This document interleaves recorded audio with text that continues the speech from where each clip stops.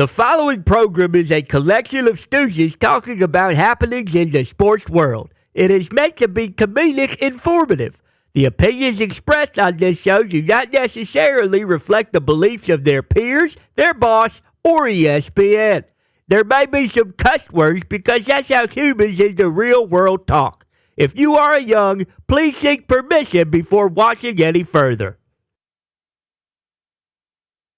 Hey. Why? Let's go. This show stinks, and the fact that you listen, we are very, very thankful for it. McAfee on the line with a gorgeous assist. The all-time leading tackler for the Green Bay Packers. You ping. Damn it! Your friend tell a friend something nice could change their life.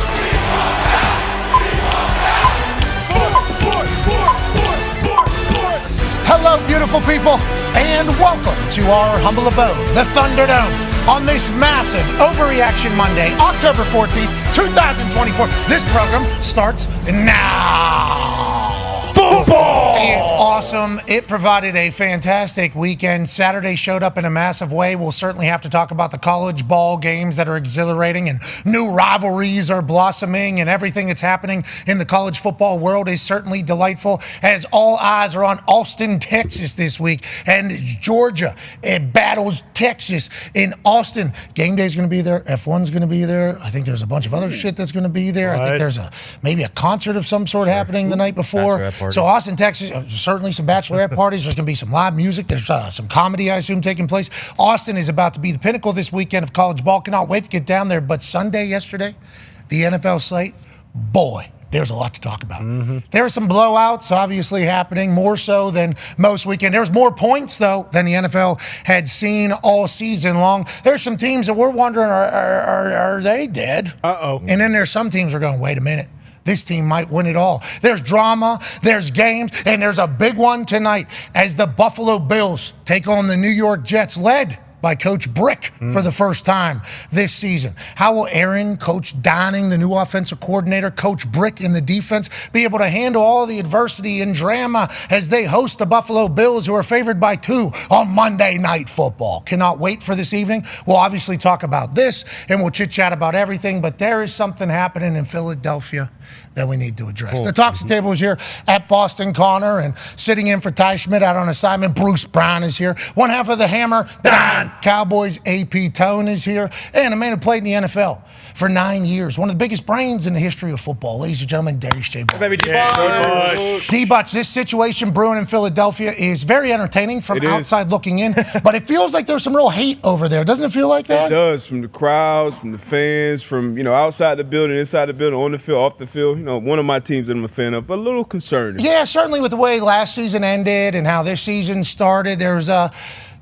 calls for concern from the Philadelphia Eagles faithful. And, early in the year, they beat the New Orleans Saints, and on an Overreaction Monday, just like this one, all the Eagles fans were saying, get this guy to hell. That was after a win. Yep. Don't worry. Another win happens for the Philadelphia Eagles. They beat the Cleveland Browns, who have the biggest guaranteed contract to a quarterback in the history of the NFL. Boy, that is certainly something that is a part of a conversation piece as well. Yeah. But you know what everybody's saying after that Philadelphia Eagles win over there in Philly, Conman? What's that? You know what it is? What? Boy, they hate that head coach. What? Before the game even started, there was a photo of this dude. Coach Sirianni is now a bald man. Yes, coming out of the bye week, Coach Sirianni said, we need to change some things, maybe a little mojo difference. He shaves his head, and all Philadelphia Eagles fans go, oh, this dipshit. Now he's a bald man. Come on. Instead of this entire thing. So much so, going into halftime, it was actually reported from somebody that was there that the Eagles fans were chanting, fire Nick at halftime as he was walking off the field. So Coach Sirianni here, okay? Years into his tenure as a Philadelphia Eagles head coach, has had massive success as a Philadelphia Eagles head coach. He started with, we're going to plant seeds, and the seeds are going to grow through more. Less thinky. And more athlete takeover-y. All this stuff he did. Then he wins. Then he wins the city over. Plus, he's a good paisan, so, things are going to go. Now at halftime of a game in which they would go on to win, the fans are chanting, fire Nick. So what does Nick Sirianni do? Well, as soon as that game's over and he's got in the bag, he decides to reply. Ooh. Hey, fans, what was that? What? Ha! What'd you say, bitch? You were talking. I can't hear you talking to me. This is at home. He's telling the crowd. Now, if you listen to sports media that was chatting about this today, boy, everybody hates this move. Yeah. Mike Greenberg was pissed. There's only 32 of these jobs in the world. You know how many people would die to have your job? Then after you win a game, after a crowd that has been rightfully so judgmental of you and how your teams have performed, you're going to go talk shit to the people paying $400, $500 for a ticket to come watch your team. Don't you do that. I, on the other hand, find it absolutely hysterical that he would talk shit to Philadelphia Eagles fans after a game is won, after they chant fire name, and then babyface heavy to the press conference afterwards, because he's local media that is in the press conference after the game. They're representing those fans that were saying fire Nick, and then Sirianni was chatting back to it at the end. So Coach Sirianni takes his 3 kids up to the press conference. Ooh. Yeah, he says, this is how I want to raise my family, how we're doing it. And how do you feel right now, Coach Sirianni? No, just excited. Just excited to get the win. Just excited to get the win. Yeah. Yeah. Yeah, just excited. It's hard to win in this league, Yeah, so it we're is. excited to get the win. And that's the most upbeat of that entire press conference. He would inevitably start really cooking because that's what Coach Sirianni does. He can't just keep his mouth shut because that's who he is. That's how he goes. And then he starts responding and bickering. And joining us now, ladies and gentlemen, we are incredibly lucky for this situation. Live from Philadelphia, in the middle of all of this, Coach Sirianni. Coach, it is great to see you. The bald head is going to take some time to get used to, Coach, I must say. Yeah, well, Pat, to be honest with you, I shaved the head initially because everyone was calling for my job. I figure, hey, shave your head. Everyone's going to forget how you've been coaching. They're going to say, wow, this guy looks like a badass. He looks really cool with the bald head. I did forget yesterday. I didn't look at the weather. Very sunny in Philadelphia. Didn't bring my banana boat. Yeah, and my head is absolutely barbecue today. It hurts like hell. That's really the most pressing of my concerns right now. It's not all these, dipshit fair weather fans saying that I should be fired. It's not all these morons in sports media who couldn't hold my jock, who couldn't have my job, saying that I'm a clown. It's more so that I'm really worried how this is going to look next week when it starts to peel, and it's hurting today. Okay. So you just said a lot there, and we'll certainly have to dive in, and the boys will have some questions for you as well, Coach. It looks like the hair's growing back, though. Is that the case? Are we going to keep it going? Or? No, yeah, it is a little bit. You can see the roots are kind of starting to come in. I don't know if you can tell, the back not so much. And I actually got some sort of little skin ponytail that started to grow. I don't know how that happened. Never seen that before. Maybe sun poisoning. It could be sun poisoning. It could be from the stress of going to a Super Bowl a couple years ago, and then a couple years removed, everyone says you're the worst coach of all time. I don't understand that. Okay, so you have had success, Coach, and anytime we shave our heads, we don't know what our head's going to look like. That's why it's such a roll of the dice. I had no idea a skin ponytail was even possible. Me neither. It kind of looks like you have a do-rag ball I assure you, this is my actual bald head. This is not a do-rag of any kind. Okay, all right. Coach, let's move on past your appearance because obviously that is going to be something we're going to have to get used to. You just mentioned it there. You have had great success there in Philadelphia. When do you think you lost the fans of Philly, and why did you decide to chirp back at them at the end there?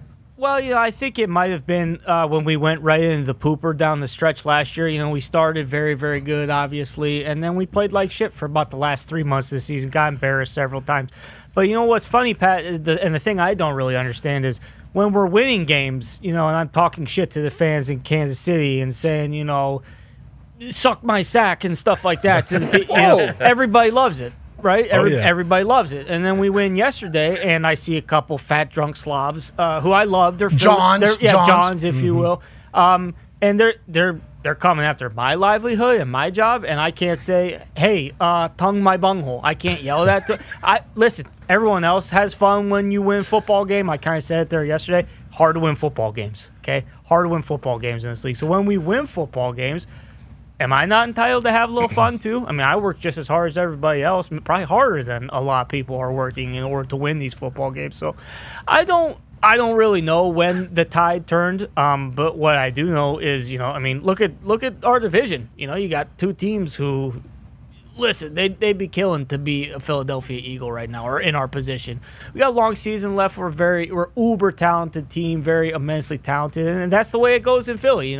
One day you're Joe Schmo, and the next day you're the king of the hill. So I don't know what to tell you. Okay, you're talking outhouse, penthouse situation in Philadelphia quickly, especially with that new haircut. You probably thought, they're going to love this. They're going to absolutely love this, even though how it looks. Coach, a man who has an AP vote, maybe Coach of the Year, which I know. I don't know if you have your eyes. Do you have your eyes set on Coach of the Year? Always got my eyes set on Coach of the Year. You know, people can act like they don't care. I happen to like hardware in my trophy room. So, you know, I let's just say I do have my eye on Coach of the Year, Pat. Okay, AP Tone has a question for you, Coach. Yeah, Coach, there's a stat, and I want to make sure I get this right here. You guys have scored 0 points in the first quarter through 5 games. That's the first time since 1934 that's happened. Whoa. I believe Lane Johnson said your offense is constipated. Do you have any cures for your constipated offense? Yeah, I don't know. Maybe ask Kellen Moore. You know, I'm not the one calling plays. Everybody talks about how good this guy is. This guy should be a head coach. You know, everyone said I was a genius when I hired him. Hey, get rid of the last guy. He's not doing very good. You need to find someone like Shane Steichen. So we hire Kellen Moore, and the offense still sucks. So I don't know. Is that my fault? Is that Kellen Moore's fault? Maybe people need to just take a breather. Okay, listen, Jalen is a dog. He's a junkyard dog. He's going to figure it out. Saquon's still kind of getting acclimated to the offense. A.J. Brown's been hurt. No one wants to talk about that. He's a top 3 wide receiver in the NFL. He's back. Yeah, exactly. He's back yesterday. He had a pretty good game, didn't he? Yeah. So I don't know. You know, maybe you let us get healthy. You let our guys kind of coalesce into one piece like they haven't been able to do, and maybe we'll start scoring some points again. You know, the people on these morning shows. They're saying it's you not motivating too before the game. The speeches don't work anymore. What they're saying, Coach. Well, you know what? That to me, you hear something like that, and it's like, okay, well, this guy's a moron. This guy's an asshole. This guy doesn't know shit from apple butter. That's what I'm saying when I hear a lot of people talking this morning, because you haven't been in the meeting rooms with me, okay? You know what I did before the Saturday night? What's that? I recited the entire script from Rocky 3. The entire script? Entire script. Yep. How long did that take? Well, they say the rule of thumb is it's usually about a minute a page. I believe Rocky 3 is about 103 minutes long. So, yeah, it was about an hour and 45-minute meeting. But guess what? Got the point across. Yes, you just read it. Why didn't you show the movie? Why'd you read it to him? Well, sometimes guys get a little sleepy, or they say, like, hey, Sly Stallone wasn't as good in Rocky 3 as he was in Rocky 4 or Rocky 1. I didn't want any of that mumbo-jumbo. I wanted to really emphasize that this is my message, okay? This isn't just Sly Stallone's message. This isn't Mr. T's message. You know what I mean? So I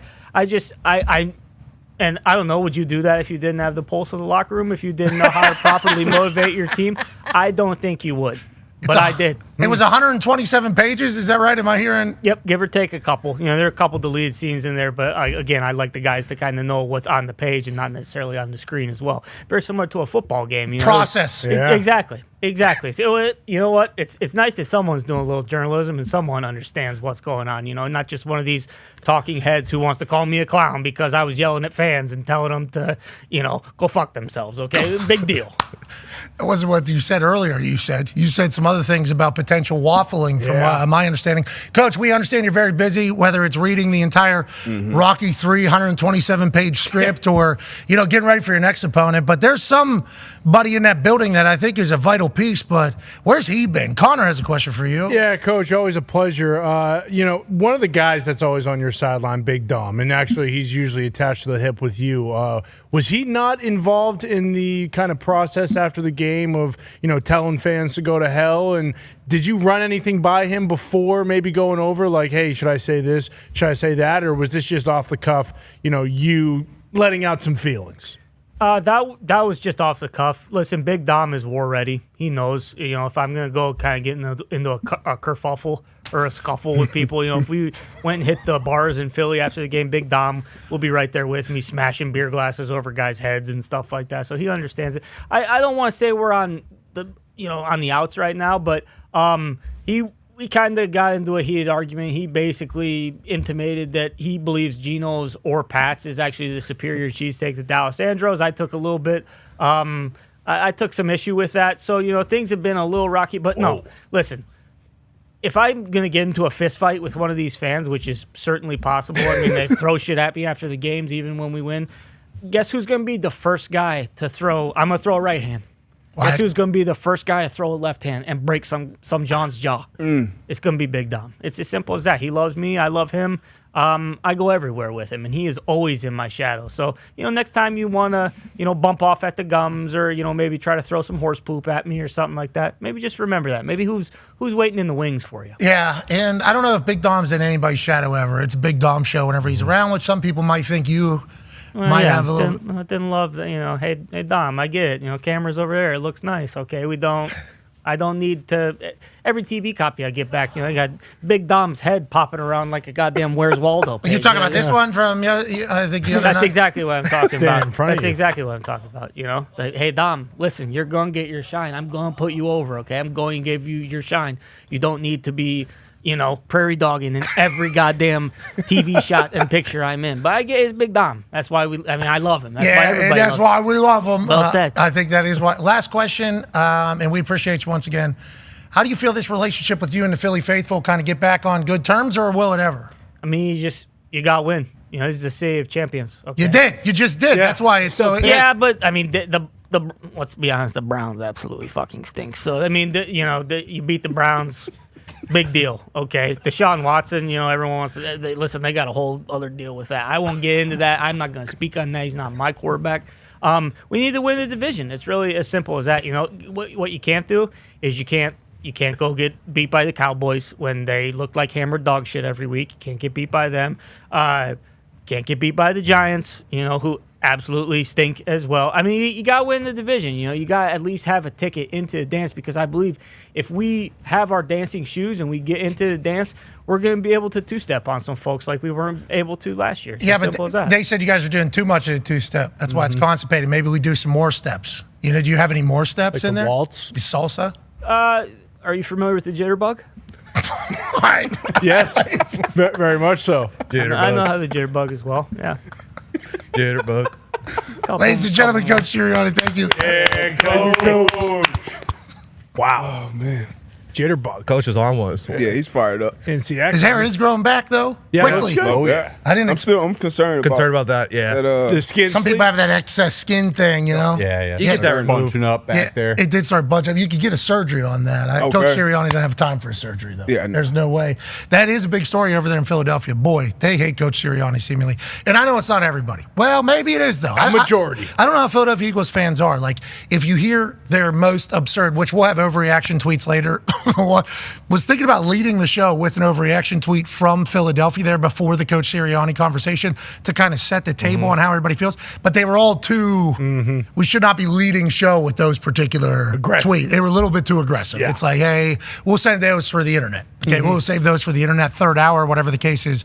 But it's like, they're winning games and he's still getting heat. I could see how a personality trait that Sirianni has is like kind of a bunker mentality is how Sirianni operates. So now he's going at his own fans. A lot of season left. There is a lot of home games left. A ton. I don't know how this continues to blossom, but hopefully he'll win some games. Speaking of another team that has fans that are certainly confused, how about this Dallas Cowboys team? Oh boy. Boy, Coach Sirianni mentioned them there in the NFC East conversation.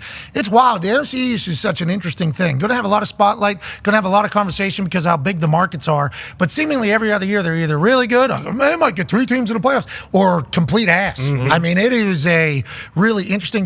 Dallas Cowboys seemingly on the absolute ass train right now. Oh, yeah. They get their asses beat by the Detroit Lions. And the decimation of Dallas was taking place early in that game. I mean, it started out that way. It was 4 quarters of ass beating. And the Detroit Lions, I think the big takeaway is they were doing dances on the Dallas Cowboys' faces. They had offensive linemen lining up a wide receiver. They were running hook and ladders with Penei Sewell. Yeah. They had everything going on. They were trying to get the big guys touchdowns because they were treating it as if it was a preseason game is what people were saying. Decker goes up and maybe mosses somebody. You talk about Penei Sewell getting a hook and ladder here. He does an army crawl. Now, I don't like the call. We could have let this thing fly. I don't know if after review they would have overturned it either. I think you let this one ride because look at this play by Penei. He's 300 and what? 330 probably? 40. 340? Yeah, huge. He's on one hand diving. And I think we saw some highlights of him from high school with the ball in his hands over the past couple of years. He's a freak show athlete. They got offensive linemen lining up wide. They got them lining up outside and just having the time of their lives at the Dallas Cowboys' expense. And, on 82nd birthday of Jerry Jones, he spoke publicly afterwards that he always does. And all these microphones are so close to his face. It's crazy. So these post-game conversations that he has, I mean, he's 82 years old. That red phone right there, I saw from a different angle. That red phone at one point was actually touching Jerry's lip while he was talking. It's an interesting kind of setup there. But he said, I think it was just the feeling of the team having fun at our expense. Detroit having fun at our expense. And that's from Ed Werder. Obviously, we got massive respect for Ed. He was a part of the scrum down there, gets a great photo. But it's like everybody's talking about how the Dallas team stinks. Certainly warranted. This defense has not looked anything like what we thought this defense would look like with Zimmer at the helm. Zimmer has been a defensive coordinator guru for a long time in this league.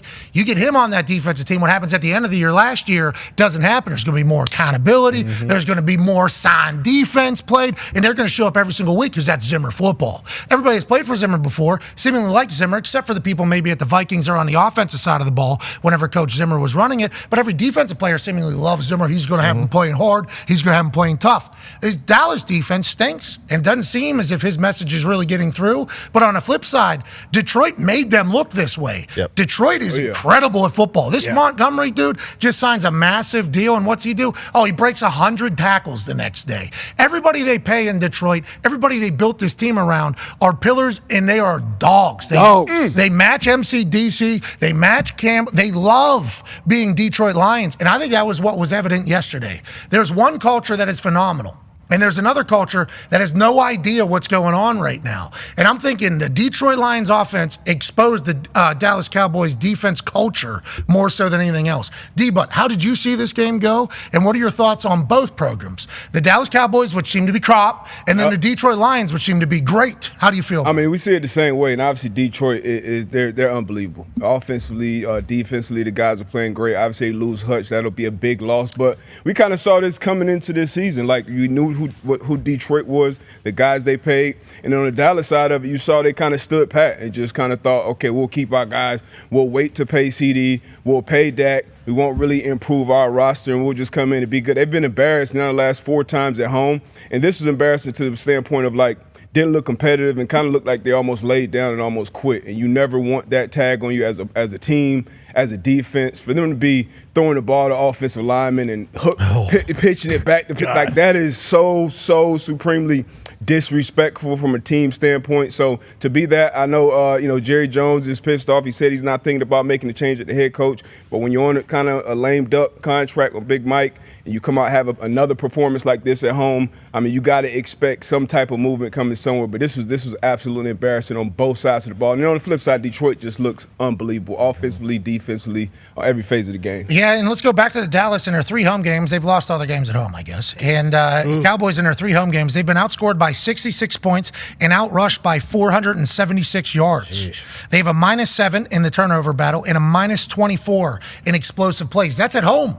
That's at home for the Dallas Cowboys. Dallas has led for a total of 2 minutes and 15 seconds across its last 4 home games. Wow. The Cowboys have allowed 648 rushing yards in their 3 home games this season. 421 of those 648, 65% to be exact, have come before contact. So you're talking about just getting moved off of the ball there. Perfect passer rating is 158.3. Derek Carr, Lamar Jackson, and Jared Goff combined for a passer rating average of 143.5 versus this Dallas defense. And then obviously you bring up the incredibly sad elephant in the room in Detroit. Yeah. It's like you get this big of an ass beating on national television against the Dallas Cowboys. You would hope you'd be able to celebrate at Applebee's for at least a few days. Sure.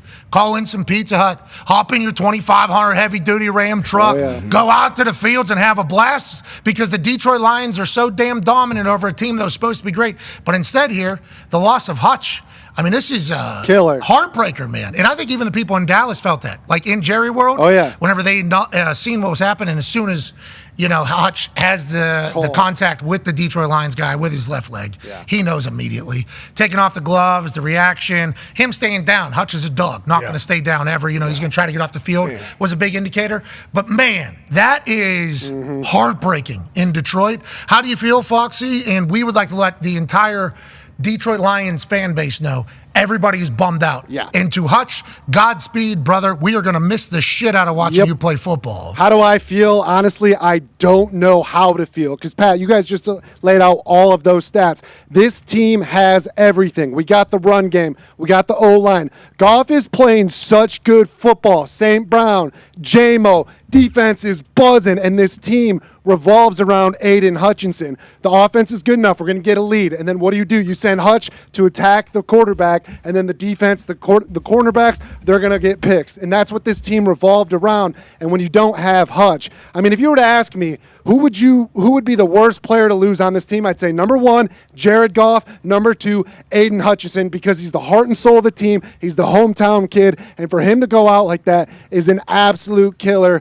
But as MCDC will say, we just got to bounce back. And Brad Holmes has been such a good GM since he's been in Detroit. So I'm hoping and expecting him to make a move. Let's send some picks. Let's go get a pass rusher because this team has it. We can win the Super Bowl, and losing Aiden Hutchinson is an absolute killer. Okay, so I appreciate your entire take on that from a Detroit Lions fan, and everything you say we would like to echo as well about Hutchinson. But him going and making a move and bringing in a pass rusher. Oh, yeah. And then all of a sudden, let's say he's there for a couple of years. Him and Hutch both next year then? Come on. You can make it. You're in that window now where let's go get a Super Bowl. This is what life is like as a Lions fan as opposed to, 4 years ago? No, and that's why this is so crazy. We just beat the Dallas Cowboys 47-9 in Jerry World. We had lost to the Cowboys 6 times in a row, and I'm sitting here kind of bummed out still. That makes no sense for Lions fans. It does suck. It does suck. And once again, Detroit Lions fans have a lot of calluses. They'll be able to handle this and move on. We will miss Hutch for sure. But it is funny that the Lions now are in, we need to go on a run. That's the beauty of football. It is, and we used all these draft picks to build this team. Now I think we need to use future draft picks to bring in an edge rusher. You know what GMs have said? GMs have said you build your culture, and then you bring in free agents. You can't have your culture be built off the free agents. Feels like now everything is kind of set in stone on who the hell the Detroit Lions are. Yeah, and there are guys out there we threw this out, and who knows if the Browns would ever do it, but could you imagine if they would move on from Myles Garrett and just completely hard reset in Cleveland and say, you know what, this guy's so good. Let's get him to a team where he can actually win something. Ty, good to see you, brother. Hey, good to be back. Holy hell. Good to be back. Are you worried in the NFC North? The Detroit Lions are an absolute wagon, pal. I don't know if I'd say I'm worried just because I'm very confident in the Packers as well. But yeah, the Lions are the real deal. I mean, but you mentioned it. It does suck, knowing Foxy, knowing Lions fans and everything, having all this go your way and actually recognizing, not just doing before the season starts, this could be a team that we could make a run. We could win the Super Bowl. We've seen several weeks now, this is a team that can go and do it. And for Hutch to go down, but we also talked about it. It's far-fetched to imagine, but what about Max Crosby? He said in the past, I wouldn't. The only other team. I'm not saying anything about that. Bring him home. I was going Bring for him that. home. You're not allowed to say his name. I'm not saying anything detrimental about him. I'm just saying, and it would take an absolute haul to get him out of Vegas, but they are in a window now. The Lions are in a window. So if it means 2 first-round picks, 3 first-round picks to get a guy like Max Crosby, maybe they do. Send him. Joining us now, ladies and gentlemen, is a man who might know. Senior NFL insider for ESPN, friend of the program, ladies and gentlemen, Adam Schefter. Shefty, we're hypothesizing a lot of things that Holmes might do, the general manager for the Detroit Lions. Obviously, Hutch's injury news is devastating for everybody who loves football, loves good ball. Do you see them making a move, and who are some people potentially on the block at that position? I see them looking to make a move, but I don't see them mortgaging the future. I don't see them giving up multiple ones for Max Crosby or Myles Garrett or even Hassan Reddick. There are some names that are out there that'll just keep coming up, but I don't think the Browns, no matter what spot they're in, no matter how much they could be rebuilding, are in a position where they're going to be moving on from Myles Garrett. I think the same is true of Max Crosby. You've heard Max talk about his commitment to Las Vegas last week when he was comparing and contrasting his situation to Devontae Adams. And I believe earlier in the year, there might have been a team that asked the Raiders about Max Crosby and might have floated a one. And I think that they said, you start with multiple ones on that guy, and even then we wouldn't even entertain it. So something can always change, but I don't see the Raiders trading Crosby, and I don't see the Browns trading Garrett. Who was the team that did that, Shefty? I don't know, Pat. Okay. You do. You know. Lie. We know you know, but if you're Max Crosby, obviously you have to love to hear that. There was also a potential same situation happening with Devontae before the season starts. Then that changes. Then he's back. Devontae now is going to be back with the Raiders. That's seemingly it's a fluid situation. There's a lot of ways this could go. And here's where it's at. Basically, the Raiders have been adamant that they want a 2+.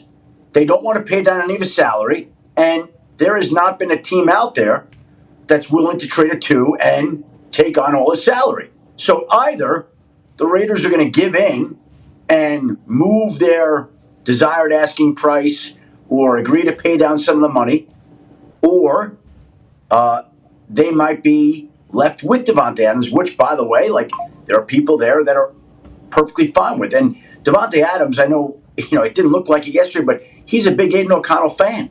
So he might like the idea of playing with Aiden O'Connell. Now, do I still think that there are teams that are going to keep calling about Davante Adams? Of course. Do I still think that the chances are better than not that he will be traded? Yes. All I'm saying is staying in Las Vegas is an option.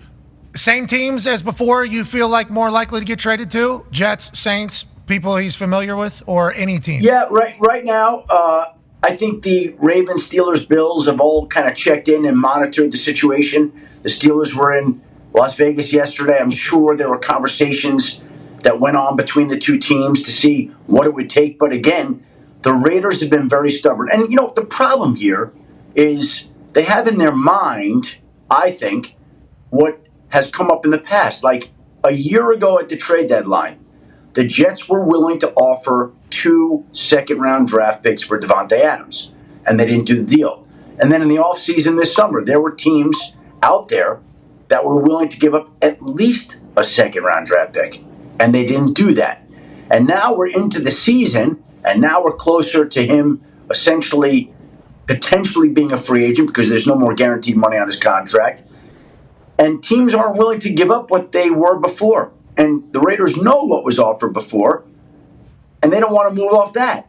So either they adjust and then trade him, or if they stick where they are, then there's not going to be a trade that's able to come together. So who's going to have to work that and soften that? Other teams' GMs are going to have to talk to Tom Telesco and say, hey, you're going to have to accept something less than that. Is Devontae going to have to go talk to Tom Telesco? Because allegedly we heard he went and talked to Devontae and they were kind of, he went and talked to AP, so they were on a better position. Like, how does the deal get done? Just Tom Telesco wakes up one morning and says, okay, I want less, and then he sounds the alarm, and then Bean or Omar Khan or Ravens or Jets or Saints call in and see that? Like, how does the deal just happen? How does one just...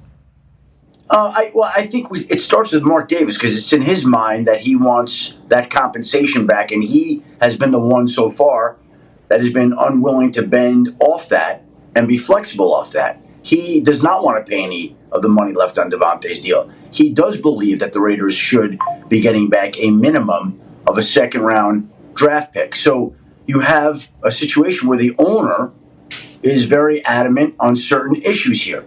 And unless he changes his stance, then nothing's going to happen with any of these other people. Okay, got it. The Raiders seemingly never really have a home game. Certainly not yesterday. Pittsburgh Steelers fans flooded that beautiful stadium out there. They travel everywhere well. Agreed. Completely agree. But a lot of the Allegiant Stadium has been filled up by opposing teams' fans, which was one of the goals of moving a team to Vegas. Was like, hey, people will travel to these games and fill that place up. Nobody as much as the Pittsburgh Steelers faithful. Yinzers are everywhere. And a trip to Vegas, too. Ooh, I mean, that is right down a pipe for Yinzers everywhere. Speaking of them, Tone Diggs has a question about that. Yeah, being a degenerate is kind of in our blood, and there's no better place to go than Vegas. So Steelers fans will travel there. I get 48 hours in Vegas and get to see Steelers play football. Perfect combo. Are we ever going to stop doing the Justin Fields, Russell Wilson thing? Like, Fields at this point, I think he's played well enough to maybe Tomlin comes out and say, hey, he's our starter moving forward. He has 10 total touchdowns to 1 interception. And, Wilson was back practicing in full this week. He was listed as number 2. He wasn't the emergency quarterback anymore. Or do you think we're just going to get every week where Tomlin says, as of right now, this is our quarterback for this week? What's your take on that situation currently in Pittsburgh? Tone, that is the head coach. The head coach has yet to officially place the crown on Justin Fields. Yep. Until he does that, that conversation's going to exist because Russell's been getting healthier and healthier, and the head coach hasn't named him the full-time starter. Now, if Mike Tomlin comes out tomorrow and says, based on the way he's played the first 6 weeks of the season, Justin Fields is our full-time starter, we can stop this conversation and we can move forward with Justin as then it won't come up anymore. But he hasn't done that yet. Mm-hmm. And until he does that, I just think it's going to be one of those situations where it continues to be out there.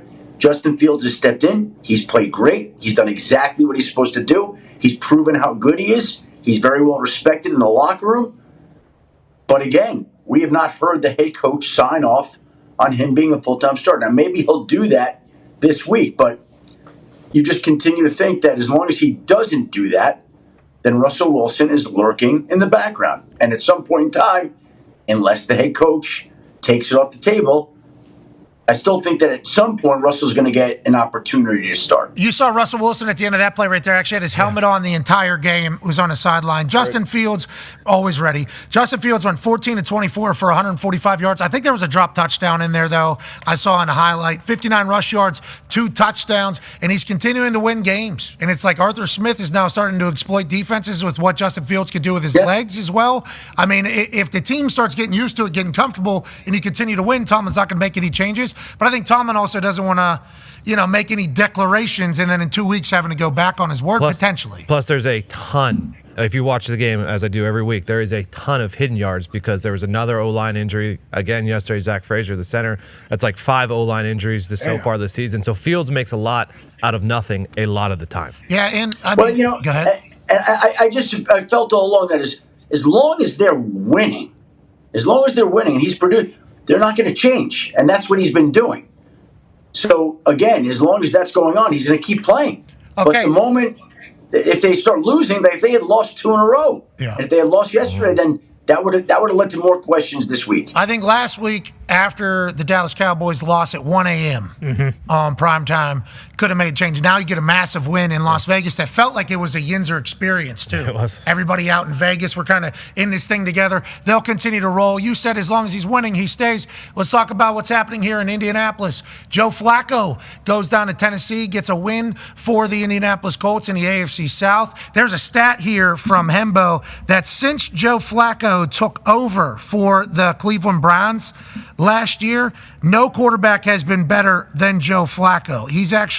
Joe Flacco is the leading passer in the NFL since he became the Browns starter in Week 13 of last season. 309 pass yards per game. Okay, he is the best in the NFL since he started for the Browns last year. Obviously, we watched that miraculous run with that Cleveland team that they're still kind of yearning for this season with what Deshaun Watson and they're doing. Then he goes down to Tennessee, plays great. We get a win. Joe Flacco knows, though, this is AR's team. Afterwards, in the interview with Aditi, he was talking about his situation and Michael Pittman's situation. He said, it's not my decision on whether or not I play. That's the coach's decision.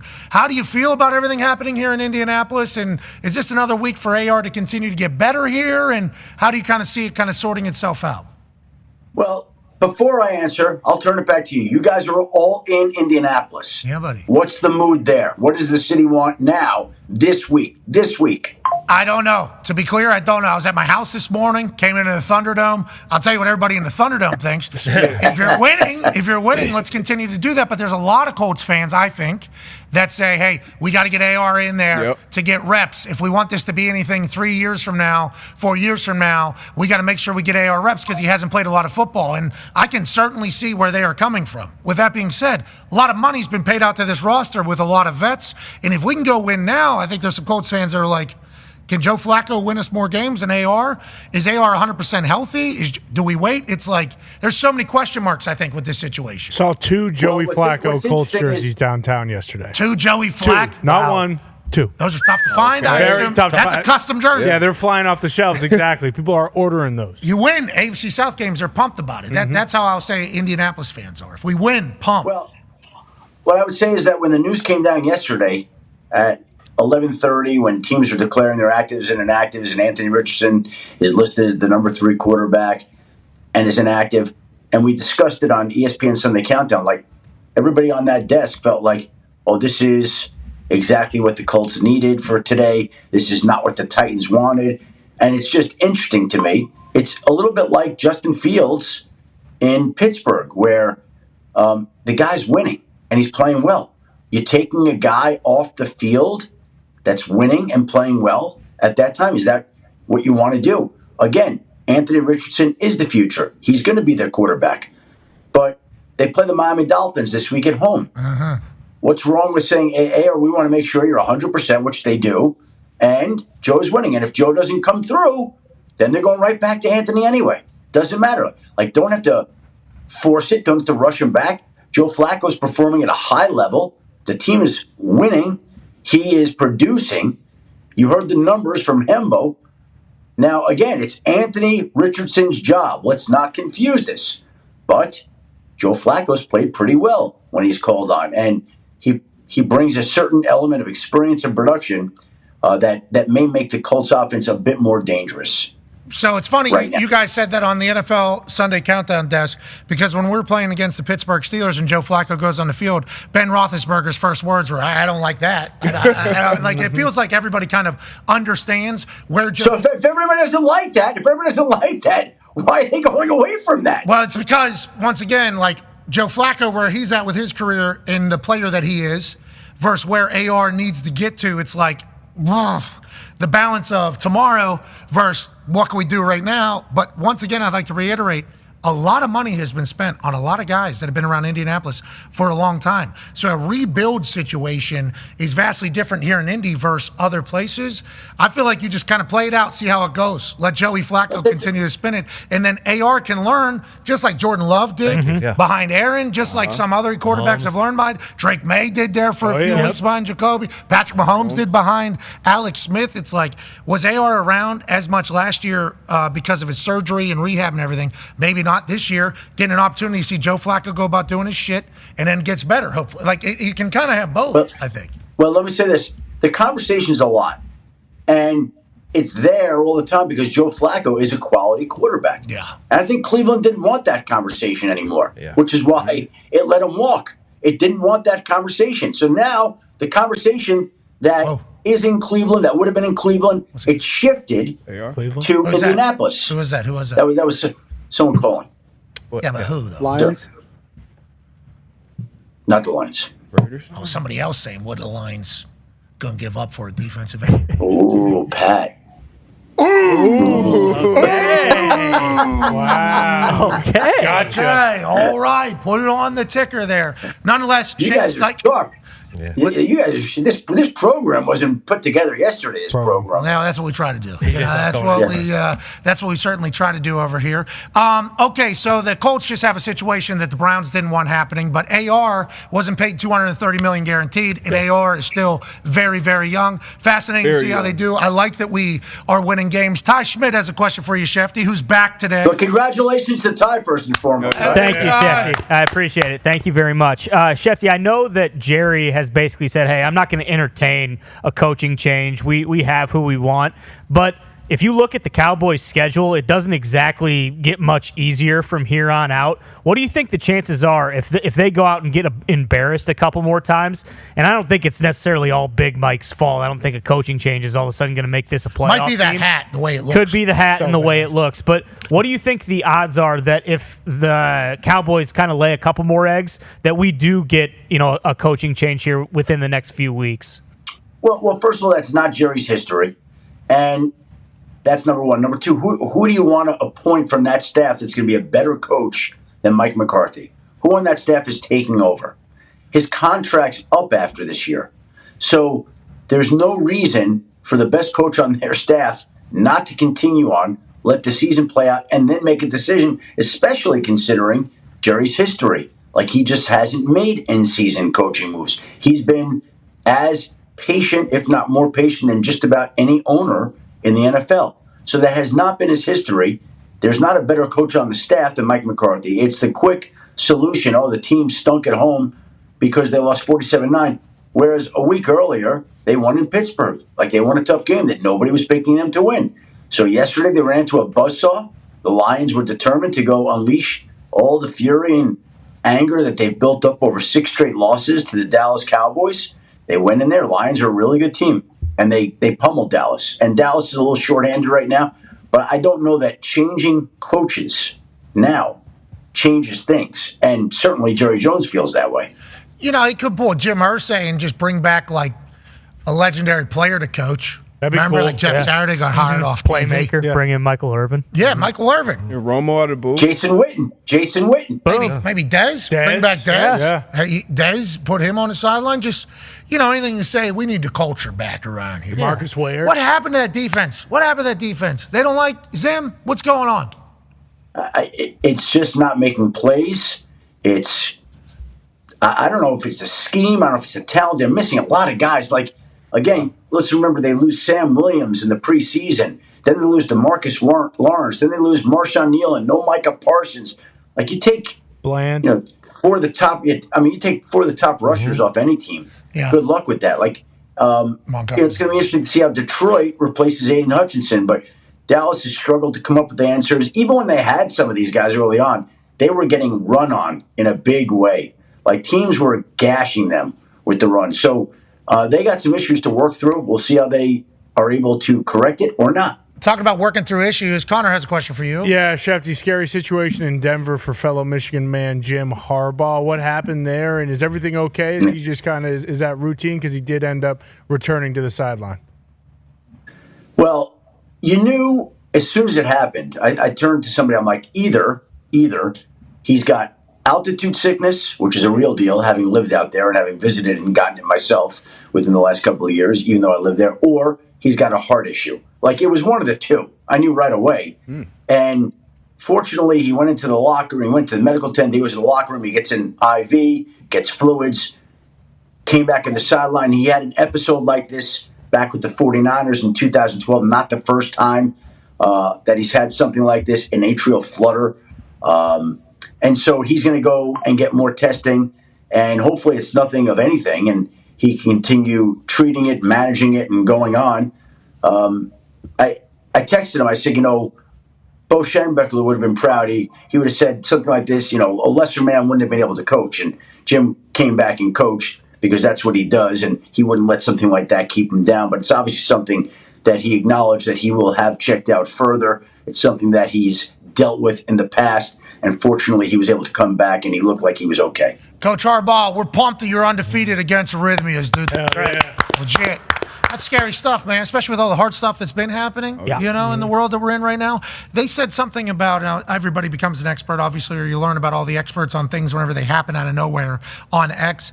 It was like 200-something, 250 to 300. Yeah, heartbeat per minute, right? Which is crazy. That's I don't even know how that would feel. Yeah, allegedly, it's just like ba ba ba ba ba ba ba ba. That's what it is. Jeez. He said his whoop band, something happened with his whoop. Like, it's wild. So we're happy again. And being back in Denver, in that altitude, sometimes does different things to different people. And so I wondered initially, like I said, I thought it's altitude or it's his heart. It's one of the two. What is altitude sickness? You just get like a flu? What is altitude? Oh my God. I went in about a year ago to Denver, and I lived there for 16 years. I never got sick once. My parents came and visited me. My mom got sick a few different times. And I was like, what's the deal? I went back about a year ago. I landed, and I started getting a violent headache, nauseous, feeling like you have to throw up. It was honestly, if you've had it, it's excruciating. And I'm not a very tough guy, so maybe that's just me. But I was sick. I landed to go meet somebody at a Nuggets playoff game. That was the plan. We were going to a Nuggets Warriors game. We had have dinner before, go to the game, and then I was going to fly home in the morning. I landed. I went to a doctor. I went to the hotel room. I went to sleep, and I flew home in the morning. Yeah. I did no dinner, no nuggets, no nothing. So I flew to Denver to get violently ill and came back. And actually, to this day, I still think I'm affected by it in certain ways. So it's just when you go there, like I've worried. Like there's a Monday night game this year. I'm not going to go to that.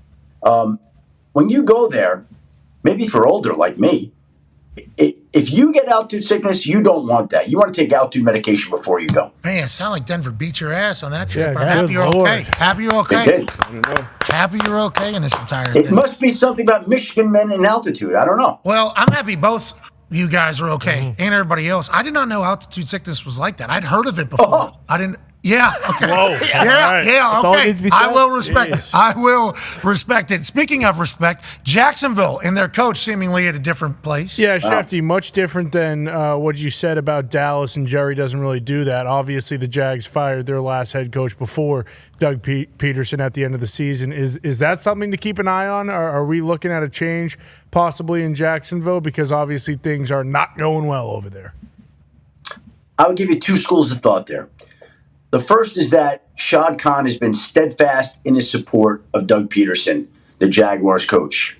He has stood behind him, and Doug Peterson's a great man, and he said, we're not doing anything, and we're not making any changes, and this is the best roster we've ever built.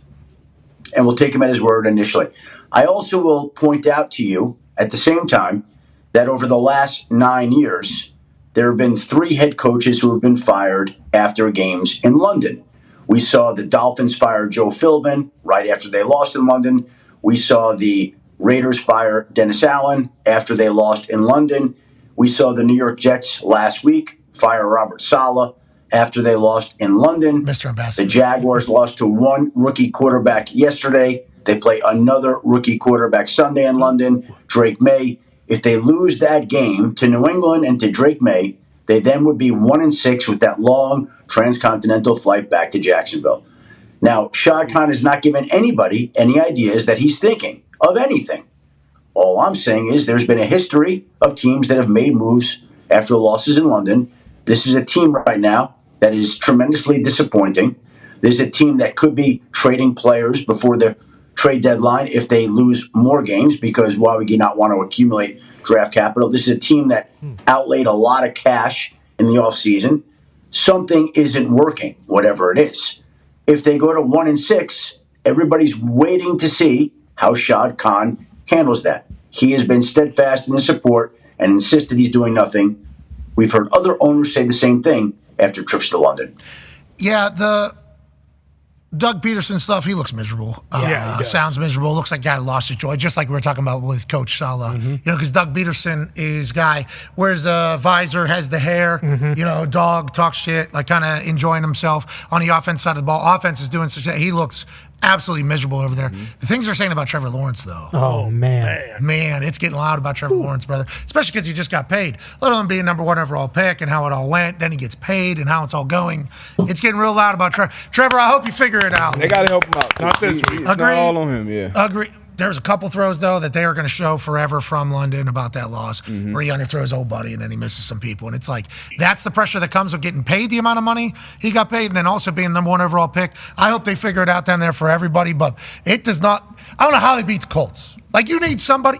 Let's say somebody says, you need a football team to beat the Indianapolis Colts, or we're going to shoot you in the head. We're going to kill you. Yeah. Or your first call goes to Trevor Lawrence and the Jacksonville Jaguars. Right away. Right away. Your first call goes, Trevor, whatever you need. This is what because I'm going to die if you don't beat the Colts. Then against the Bears, it just looks, it looked. Yeah. That was bad football out there. So bad. It was bad. It was Really sleepy bad. football out there. Yeah. Let's pivot to tonight, which is hopefully going to be an electrifying game. D-Butch has a question about a story. Yeah, somebody made a lot of waves this weekend. Hassan Reddick, we saw CAA split ties with him. Saw that he hired Rosenhaus Sports going forward. Drew Rosenhaus. There any chance they get a deal done, worked out pretty quickly, or is he potentially on the move? Well, I think the fact that Hassan has hired an agent that quickly tells you that he has some level of interest in coming back to play. Yeah. I think Drew, a new voice, a new perspective, maybe that does something. Maybe he says something to Hassan that registers in a different way after all this time. I just think that it changes the dynamics of the equation some. I don't know whether that's going to lead to a deal or a trade or more of the same. But at the very least, I think it does provide, like I said, a different perspective and a boost of hope that maybe both sides can figure out something that should have been figured out long ago. And I think his former agency had been advocating to him for a while to take certain deals, to go in, to get things done, and he didn't. You think? And so, that's now a change of voice and a change of perspective, and we go from there. Hey, what do we got? We got breaking news. Oh. No, we just got my NBA fantasy draft on Wednesday night, Pat. Nothing big. Good luck out there. I would take DiVincenzo. Seems like he's got a little extra sauce this year going in. I think he's going to have a great one. You talk about different perspective there for Hassan Reddick, and you said that you think CA, his former agency, which we know you know, we're trying to set up deals for this thing to happen, and Hassan kept saying no. That's how we got to this point? Well, whatever. It didn't get done. It didn't get done, whether that's the agency or Hassan. I think that at various points, CA was in favor of certain deals getting done, and they didn't. So at the beginning, though, they were both on the same page, I'd assume, CA and Hassan Reddick. Like, hey, we're not showing up in a building until we get a deal done. And then CA, potentially at different times, thought a deal was good enough to get it done. And then Hassan said, nope, not good enough yet. And then there was just a bicker between their side, their party there? I think there were multiple points during this entire ordeal that there was optimism that he would go in and report. I think there were, like I said, a few different occasions where the Jets, the agency, thought it was getting done, and it didn't get done. And so here we are. They play the Bills tonight. He's still not here, so he's now hired a new agent, and sometimes a new voice can lead to something getting done. Yeah, Rosenhaus is a good deal maker. Hopefully he's able to get this one done for the New York Jets' sake. Now they're entering a brand new era. New head coach, interim head coach, Coach Brick will lead the boys onto the field tonight. Aaron Rodgers will be working with Coach Downing on the offensive side. Is there a spirit of freshness here over at the Jets facility? How do you kind of describe where they are? And then, well, go ahead. I think it's strange for the team because I do believe that Robert Saleh had the support of the people in that locker room, and I do believe that they were behind him. But again, just like we're talking about with Hassan Reddick and a new agent, it's just a new perspective. It's a new ideas here. And so it's a change, and that inevitably sometimes leads to a spark. And I think these guys were really behind Robert, and I think it'll be different for them tonight playing for Coach Brick. And I think the Jets, the owner made the change because he felt like this was the best team he'd had in 25 years. And by the way, Robert Saleh still thinks that this team is going to the playoffs. So if this team is going to the playoffs, then I would expect, starting tonight, that they're going to play good, inspired football. Anything we need to know about either of these teams before we hit this hard out here in a matter of a minute 20? Well, we got the Reddick situation. We got the new head coaching situation. There's some injuries tonight. I think most of the guys who are listed as questionable will wind up playing. James Cook, I think Khalil Shakir has a chance to play tonight. Tyler Conklin, C.J. Mosley. I think most of them, if not all of them, will be out there, but that's unconfirmed. And it should be a great night. It should be a great night in New York. We got Mets, Yankees, Jets, Columbus Day Parade down Park Avenue. So there's a lot going on here, Pat. The Italians are pumped about that for sure. I can't wait to see how it all plays out. We appreciate the hell out of you, ladies and gentlemen. Senior NFL insider for ESPN. Good luck on TV tonight, Adam Schefter. Okay, a lot of information there. Ride the hot hand. Yeah. Let's go ahead and stay with Fields. Maybe Joey Flacco. Harbaugh, okay. Even though that altitude sickness seemingly a real bitch. Yeah, look out. Hassan Reddick, new voice in the house. Maybe they get a deal done. Thought a deal was going to be done at certain times. They didn't. What about Devontae Adams? Mark Davis said, Whoa. Yeah. Wow, there's a lot going on. 2 twos last year. Ty Schmidt's back. Hell yeah. It's great to see you, brother. Hour 2 on the other side. We'll have A.J. Hawk and Bill Belichick. Then Joey Flacco in the third hour. Be a friend, tell a friend something nice. It might change their life, like our friends at Dude Wipes. Cheers.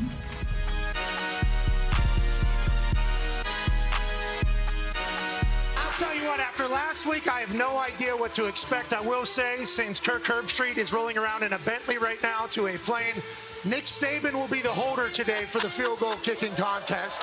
$80,000. Rob McElwainey's here, obviously absolute dog, owner of Wrexham, obviously his soccer team, and also It's Always Sunny in Philadelphia. I think you have 10 other investments. This guy might be a billionaire. I have no idea, but he is awesome and entertaining. Kyle, you're a junior here, correct? Yes, that's correct, Pat. Have you ever talked any trash about kickers before? Of course I have, Pat. Come on now. This was his sign that he brought today. This guy. Is there anything you'd like to say to him before your first hold on TV? Good luck, man. That's all I can tell you. I'm rooting for you. Did you ever hold before? Yeah, when I was in high school. That was a long time ago. Okay, you're going to do great. Rob, former soccer player, maybe sign him to Wrexham after he makes this kick or no? And look how confident he looks. I mean, I would be shaking. He seems very, very confident. I think he's going to make it. Go! Go! 80,000, Kyle! Saban, the greatest of all time, on the call. Oh no, spiral. Throw a completion down the left side. Wow. I say give him another kick. Rob, he immediately blamed the holder. Okay. I don't know, but it looked like it was coming back. It wanted to come back. If it had a little bit more distance, it might have gone in. Coach Saban, does he deserve another kick, you think, or what? Oh, no, Steve, back That's another kick. I want to make Coach die. That's smart, yeah, make him play. Coach, you think he deserves another shot? Let's give him another shot. Okay. Make it. This one for $100,000, Kyle. Nick's looking out for me here a little bit of coaching. Rob, what was your right did you graduate? I did not go to college, so I've adopted Oregon as my home. If you were to go, would general social sciences be your thing? Hey, hold on, Kyle. Good luck. Come on, Kyle. $100,000 in Oregon.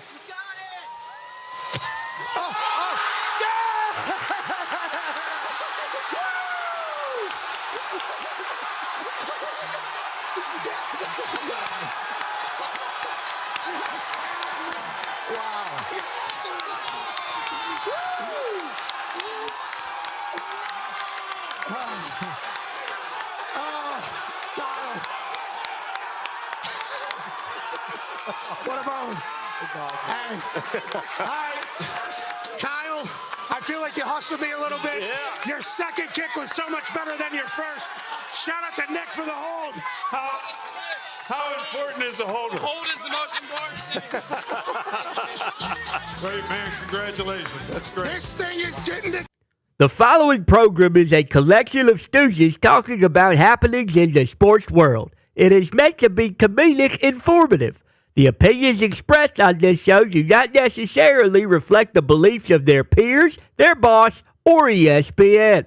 There may be some cuss words because that's how humans in the real world talk. If you are young, please seek permission before watching any further. Hey, Why? let's go. This show stinks, and the fact that you listen, we are very, very thankful for. McAfee on the line with a gorgeous assist. The all-time leading tackler for the Green Bay Packers. You pink. Damn it! Be a friend, tell a friend something nice could change their life.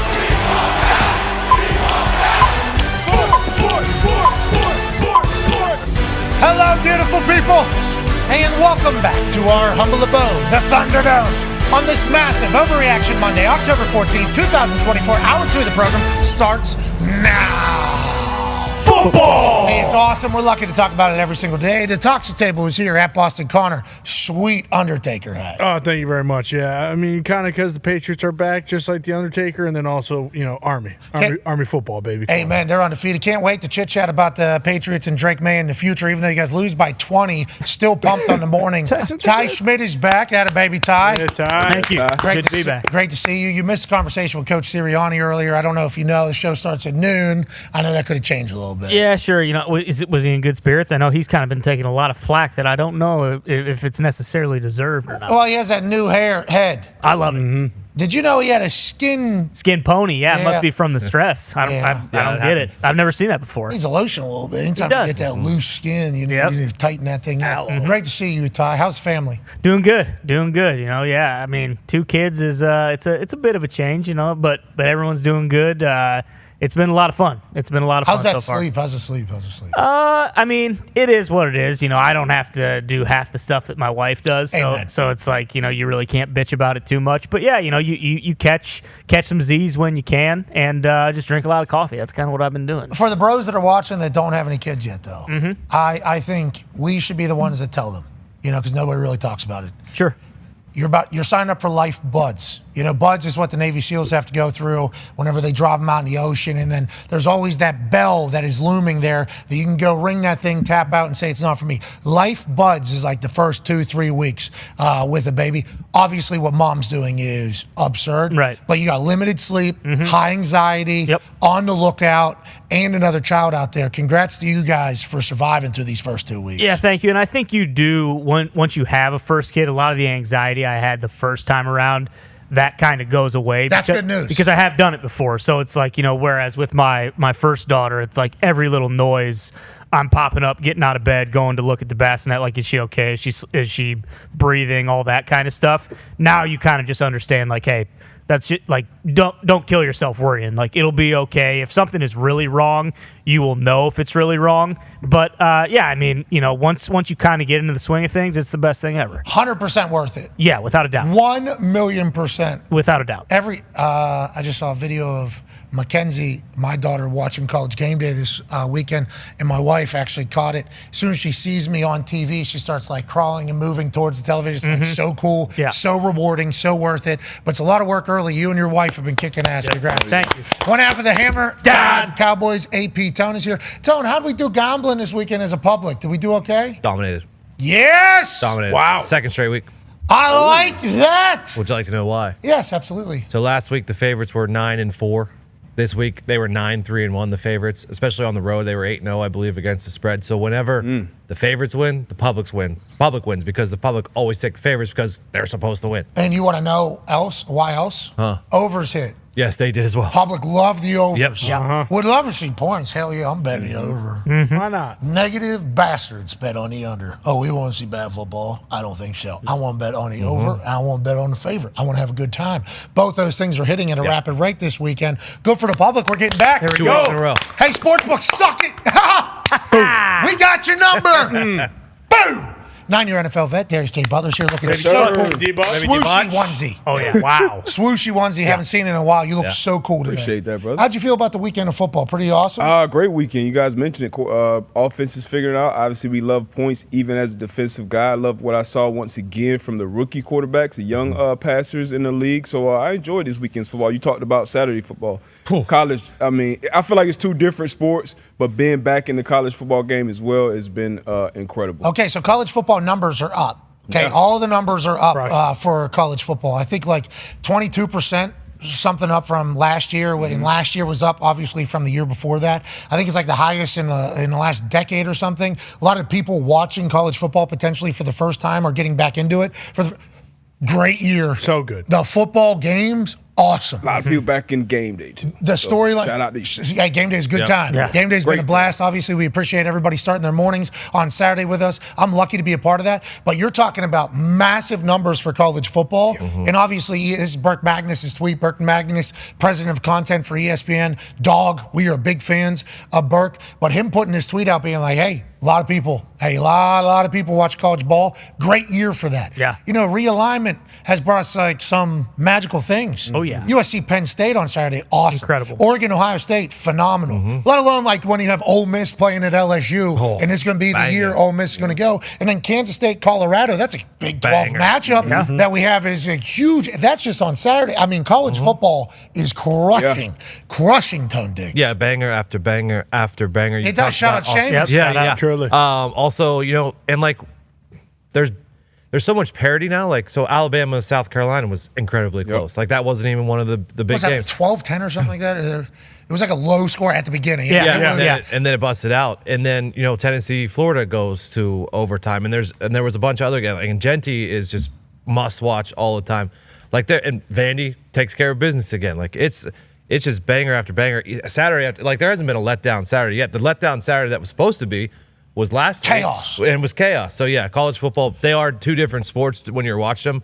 Like, especially when you see the crowd storming from Oregon and then from LSU and everywhere. Like, it's awesome. It is awesome. College ball is crushing. Joining us now, ladies and gentlemen, is a college football national champion. Wow. Also a Super Bowl champion, the all-time leading tackler for the Green Bay Packers, and a man who has an All-American tree on the campus of the Ohio State University. Wow. AJ Hawk. Yeah. AJ, great haircut. You look awesome. Thank you for traveling out here on Friday. Let's talk about it. Oregon beats Ohio State. And I know there's a lot of season left for the Big Ten, a lot of season left for Ohio State. But this scene and many others around college this year have been magnificent. What are your thoughts on the Oregon-Ohio State game, AJ? Obviously a letdown for Buckeyes fans. Are we calling for Day's job like we do every other time Ohio State loses? Or how's Ohio reacting, AJ?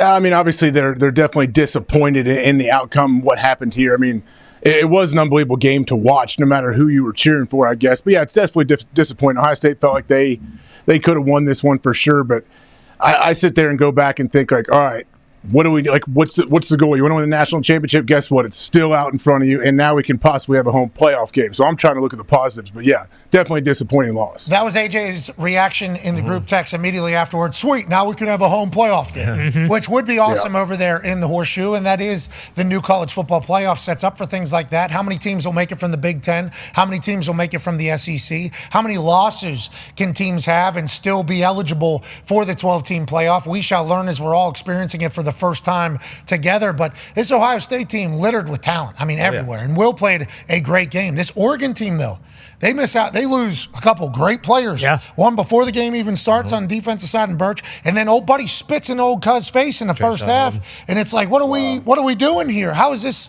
how we're playing? And they still hold on and get a massive win. And that crowd, obviously out there at Rich Brooks Field in Autzen Stadium or whatever, they caused like 3 or 4 false starts. The Ohio State Buckeyes had no idea what to do out there in the Pacific Northwest. They couldn't handle the 2 time zones. AJ, is that seemingly what took place, or was it situational awareness at the end of the game that everybody's calling for? Because I heard that after a timeout, having 12 men on the field on the defensive side. Yeah, what was going on there? I don't know if that was just like, is this team not? I mean, I haven't asked. I've not reached out.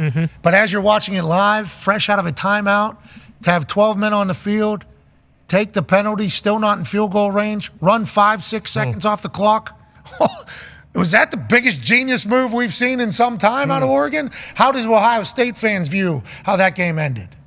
Yeah, I think that's definitely floating around the internet now, right? Like, was this a calculated deal to take 4 seconds off of the clock? And if so, I mean, geez, people will try to replicate that in the future, I would imagine, but I don't know. Has Dan Lanning, has anyone asked him? Has he tried to say, like, hey, this is our plan? I hope that happened. I hope somebody asked him. I've not asked him. I've not talked to him since getting out of Oregon, which long flight back there. Incredibly hospitable. I appreciate everybody that showed up for game day. I mean, 6 a.m. local time, back-to-back weeks. Those crowds showed up in a massive way. College ball has been awesome, AJ. It has been awesome. Brother. Great start to game day. Obviously dark, and it's dark as you come on air, and you just get the crowd juice, and I mean, obviously your balance is unbelievable in that chair. Thank you. You know that. I get a lot of practice I'm sure here. you get more and more comfortable too every time you do it, I think. Well, I can tell how sturdy the top of the chair is immediately upon getting on top of it. You know, like I get a lot of practice here, high horsing, on this particular chair. And at our old office, the floor was like laminate. You remember? Slick. Yeah. It was like slick. So that one really was where I cut my teeth. Yeah, exactly. that was where I really cut my teeth. And then WWE, they have like really bouncy, really spinny chairs. So that thing certainly helped. But up there on game day, Ruhlman, who's the stage director guy, he always has those things tightened up. I mean, they got good bases to them. I see a lot of people saying he needs a different chair or whatever. It's like, oh, my chair's perfect. Just fine. I'm able to hop on that thing. I got good time. I got Saban and Reese looking out for me. And, hey, what a thing to be yelling at 6 a.m. Awesome. In the morning. Fun fact, a little behind the scenes here. So I fell asleep Friday night with the rundown to the show on my chest. Okay, studying your ass off. Well, I was going to. I fell asleep before getting that started. I wake up 3:30 to take the bathroom, and I quickly realized, wow, I have not done enough research for this particular program. So what you saw there at 6 a.m., I'd been up since 3:30 running right through it, and that was an afternoon game for me. That's what that felt like. So a lot of people are like, how's this guy have all this energy at 6 a.m.? It's like, well, it felt like it was like noon, because I'd been up for a while panicking. Oh, shit, I don't know shit about anything, but college ball has been delivering. So has the NFL. AJ, how about this Packers team, brother? Jordan Love. Now, Ty, we haven't really got a chance to hear from you in a few weeks here about it all. This Green Bay Packers team can go win it all, you think? Jordan Love is the guy for the future for sure, right, for the Green Bay Packers? Yeah, I really do think so. Obviously, the NFC North is very, very tough, and, the Packers, with what the Lions and the Vikings are doing and how the NFC kind of is as a whole, like they don't really have much room for error, so they kind of need to win the games that they're supposed to and kind of get a couple more just so they can get in the dance. But he looks completely back from his knee injury early on. And you, D-Butt, and I were kind of talking about it before the show. Like, Love's awesome because he's a gunslinger. He is fun to watch. He's not as, safe with the football as Rodgers was. Obviously, we all know Rodgers' touchdown to interception ratio is the best ever. Like, Love will put it into a window with 4 guys draped over a receiver. Like, he's hunting for the big plays at all times, and he had a couple of them yesterday. But I think the big thing with the Packers is we've talked about it ad nauseum really since we've ever done this show. Like, they actually have a defense that I think can win now. They've created the most turnovers or forced the most turnovers in the NFL this year. They've 17 through 6 weeks. I think that's tied for the most ever since like the 2018 Bears or something in however long. But the defense isn't just like a massive detriment anymore. And if the Packers can go out and put up 30 plus points, which they're capable of doing every week, like the defense is going to get them a couple turnovers. They're getting after the quarterback. So yeah, I mean, as long as they can stay healthy, I feel very confident that this is a team that has enough talent to go at least push for a Super Bowl. AJ, we just saw right there Dobbs in the action early and obviously scoring a touchdown after what happened last week. Got to feel good for the culture of the Packers as well, AJ, outside looking in. Yeah, of course. I mean, Jordan Love does a great job too of everybody's involved. I feel like everyone's getting targets. Yeah, guys, 9 different receivers yesterday. Yeah, and when you turn the ball over like they do defensively, which was a huge thing that they were not doing last year. So Jeff Halfley and them, give them credit, man. When you take the ball away and you're known as like a team that's going to get picks and going to punch the ball out and do all of that, like I think it slows offenses down as well. Are the Packers going to end up the ones in the NFC North there, Jay Butler? Oh, I don't know. That division is absolutely stacked. Like the point differential for every team is like at least over 40. Obviously, you got a young quarterback with Caleb in Chicago. But they've been playing well. Swift has been playing well. But then you look at their teams that they've played, so it's kind of like, hey, are they just beating up on bad teams? But I would be very excited from a Bears fan, from Zeke.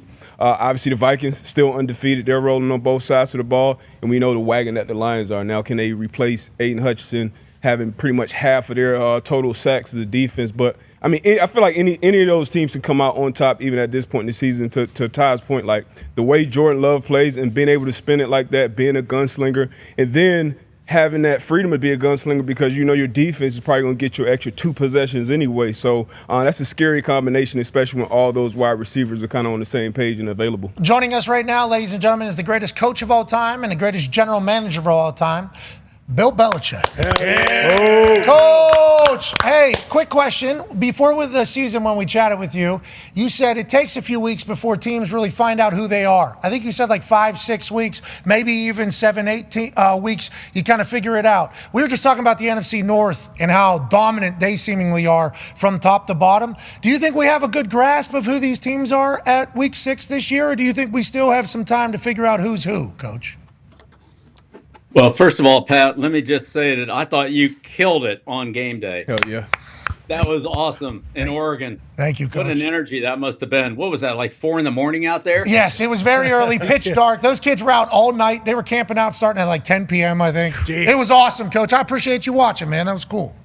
Yeah, absolutely. I thought that was awesome. The way you brought the energy to the game day. Thanks, man. Hell yeah. But yeah, no, it's really it's really been interesting this season. It certainly there's some teams that are in great position here, a third of the way through the season. There's some teams that, they better find out pretty quick what it's going to be, or they're going to be in trouble. I mean, Jacksonville, Coach Peterson talking about we got to find a new culture. Cleveland, obviously definitely having trouble there.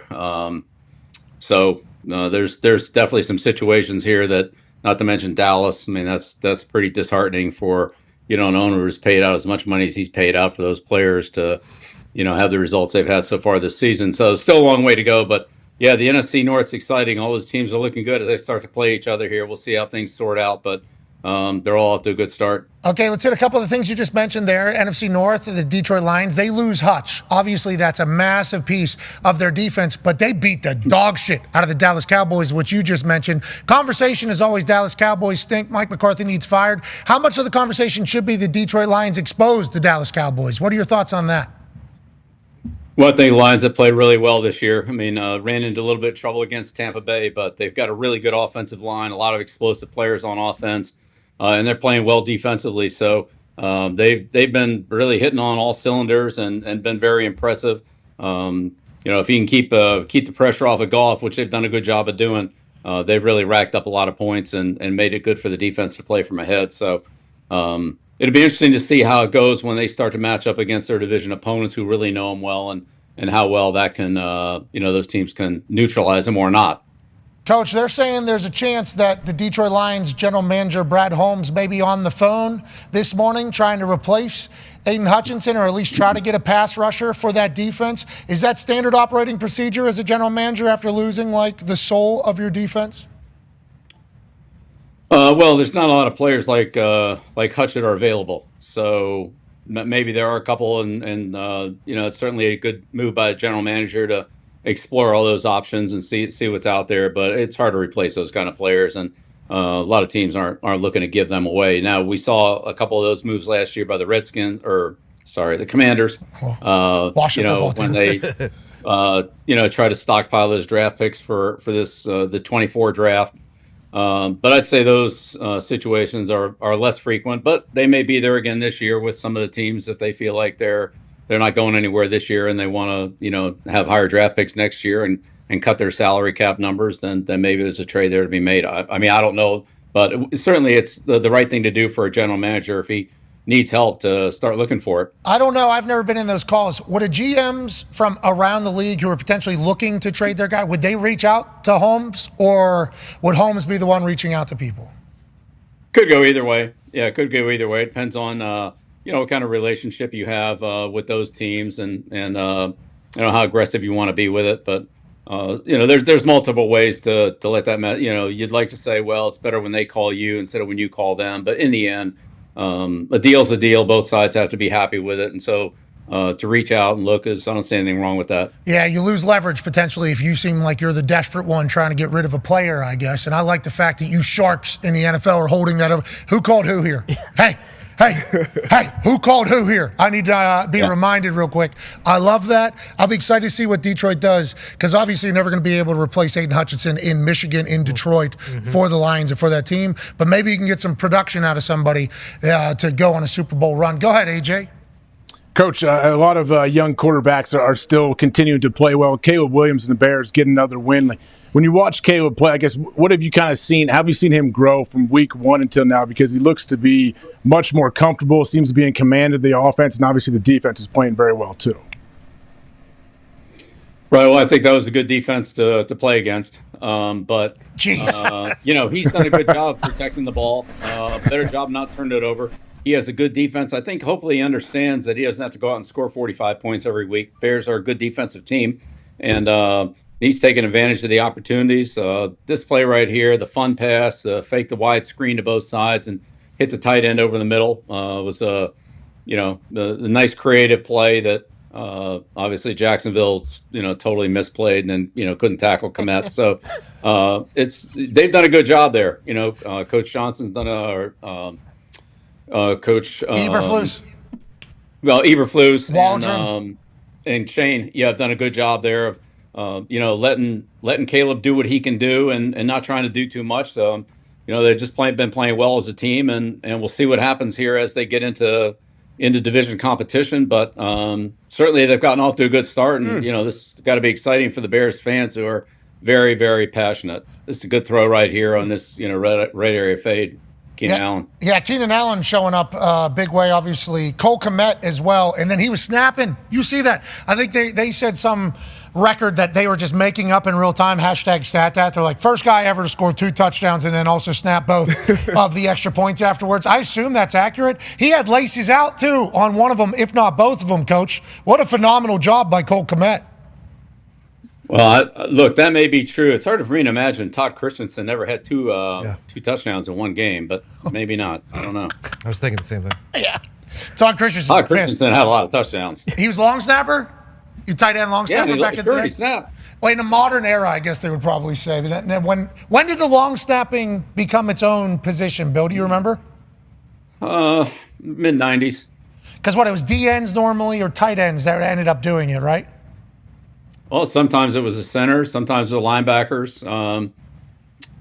A guy like Zach Diassi, for example, was a high school quarterback and then converted to linebacker at Brown and then was a snapper, but obviously could throw the ball as a high school quarterback. I think Steve Diassi was one of the first long snappers that perfected the snap and block. So prior to, let's call it again, the mid-'80s, what did I say, mid-'90s? I meant the mid-'80s, sorry. prior to like the mid 80s, the snappers usually just snapped, and they didn't really have a blocking responsibility. Steve and then others that have followed after him, and certainly all the ones we have in the league now, have a responsibility to not only snap and block, so you can leave the gunner split. And that was a big fundamental change that I'd say most coaches didn't think it was possible, but Steve and some of the other guys that played in those mid 80s changed that. So I know you appreciate that, Pat, as a punter, getting those gunners out there to cover. Absolutely. And if you can get a snapper that can block, snap, and cover, I mean, here we go. Here we go. That's a big. Normally need to do 2 out of 3. I don't know if that's how you viewed it. That's kind of how I viewed it. Coverage and snapping good. Then you could kind of hide your blocking wise. If you could snap and block well, that's good. Then we don't really need you coverage wise. Needed to have 2 that's out of right. it. Yeah. And then that naturally evolved into the field goal snaps, with the snappers being able to snap the laces almost perfectly. When did that start happening in the NFL? Oh, I think that's been going on for quite a while. Ever since I came into the league, that was always the goal for the snapper to be able to have the right rotation on the ball. But the other thing I'd say for the snapper is just some awareness. You know, situations like last week when the Giants leaped against Seattle, and there's a safety lining up in an A gap, and I don't know why the snapper couldn't see that and just lean into him. What do you think he's there for? And then turn around and did the same thing this week against Philadelphia. Myles Garrett lined up in the A gap. I mean, what's he there in the A gap for? I mean, you got to the snapper's got to be aware of that. He's got to know who's on either side of him in the A gaps and be ready to just get a stand up so that the touches you. Yeah, so he doesn't jump over you. I mean, it's. If he touches them at all, I would put just a minimum of awareness in there. It doesn't take a lot, but just a minimum of awareness. So just snapping, just see who's in there. Yeah, so it's like it is practice, especially because the new rule is if they touch you, they can't touch you. So like if they perfectly clear, they don't use anybody as leverage or catapult themselves or touch the back or the back of somebody's head, it's okay. They made that rule like, 5-10 years ago? I don't remember exactly when it was. So then there was a thought, like if you just touch them, it's a flag. It's a flag. So it's like get big almost, right? Yeah, flip them over. Yeah.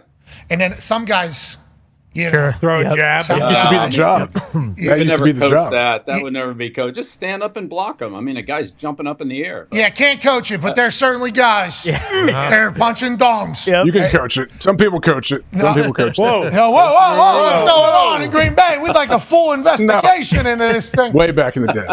D-Butts has a question for you, Coach. Yeah, after dropping 2 early, the Ravens seem, just unstoppable. Unbelievable run game. We know signing Derrick Henry and what Patrick Ricard means that run game. O-line playing well as well. And then you got Lamar Jackson absolutely spinning it. Can anybody stop the Ravens? Like, what's the game plan coming in if you're trying to play against that offense? And obviously they always have a defense that show up as well.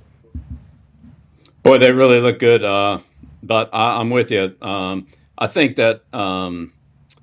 think Lamar's done a really good job this year. Best I've seen him in terms of looking downfield when he buys time in the pocket. It's not just pull it down and run; it's pull it down and look downfield. He's made a lot of downfield throws as he's scrambled around. The perimeter running game has been really great for the Ravens. They're really good at the point of attack, with Richard and what they're doing on the end of the line of scrimmage. But they've gotten a lot of plays like this on cutback runs.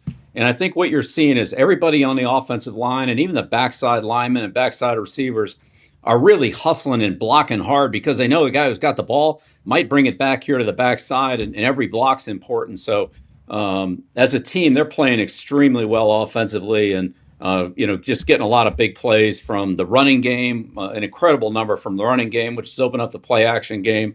Lamar's played really good. Flowers has given them some explosive plays. And then defensively, we know they're good against the run. It's just how well can they hold up in the passing game. They couldn't hold up very well against Cincinnati. That's a concern. So there's something that they're going to have to do well going forward is be able to defend the passing game. I know they beat Cincinnati, but in a lot of ways, they were fortunate to beat Cincinnati. That could easily gone the other way. So I think that's an area they got to improve in. But that old lady at that restaurant the night before. Fired him off. Yeah, she sealed that fate, brother. She sealed that Bacall, the punter. That was that old lady. That's why Bacall stepped in. Did you see him yesterday? First punt. First time catching a ball in the field since dropping a snap, which would be a nightmare. Backed up in his own end zone.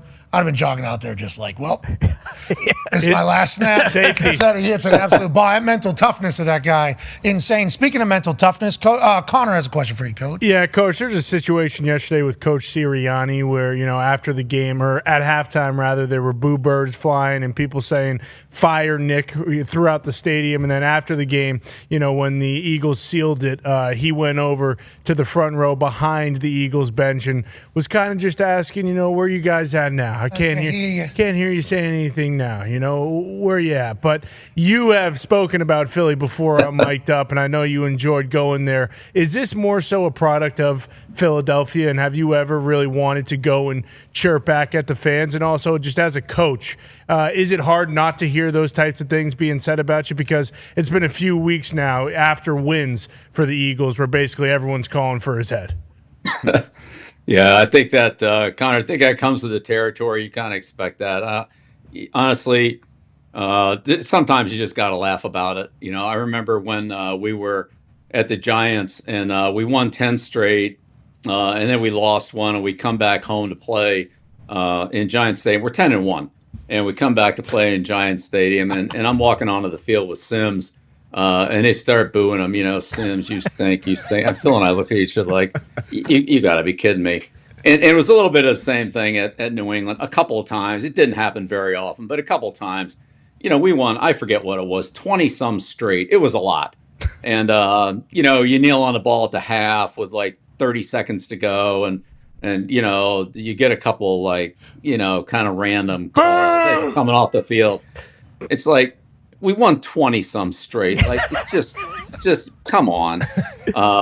But look, it is what it is. And it is what it is. Look, Nick's a very emotional guy. He gets. I love Nick. He's so maybe the situation got a little bit the best of him. But the big thing is how your team plays and how it competes. And I'm sure in the end that we can all laugh about some of those situations. If they continue to win, yeah. If they start losing games, though, Coach, boy, all of it is going to get brought up in a big way. I mean, that is just, I guess, the point of Connor, like Philadelphia is just one of those places. How many places were you impressed by? So Pat, that's kind of where it all started for us, is because we would go on the road. This is back in 2001. We go on the road and they introduce each player, so like Teddy Bruschi, and then the whole stadium goes, sucks, and then Mike Vrabel, sucks, coached by Bill Belichick, really sucks. Everybody in coordination. Okay, so we kind of said, look, we're done with that. Like, why do we have to walk out on the field and yell, let 70,000 fans all at the same time, boo us? We'll just all go out there together, let them boo us all at once, and just go with the game. And so we did that for the whole year, and then we got to the Super Bowl and came out as a team, too. That's really how all that started, is when they just, sucks, and it really sucks. Like, all right, then we're not doing this again. Just boo us all at once. So let me get this straight. You want my guys to walk out one by one so this city can tell them that they suck. Yeah. I don't think so. Yeah, right. All right, forget that. We're not doing that anymore.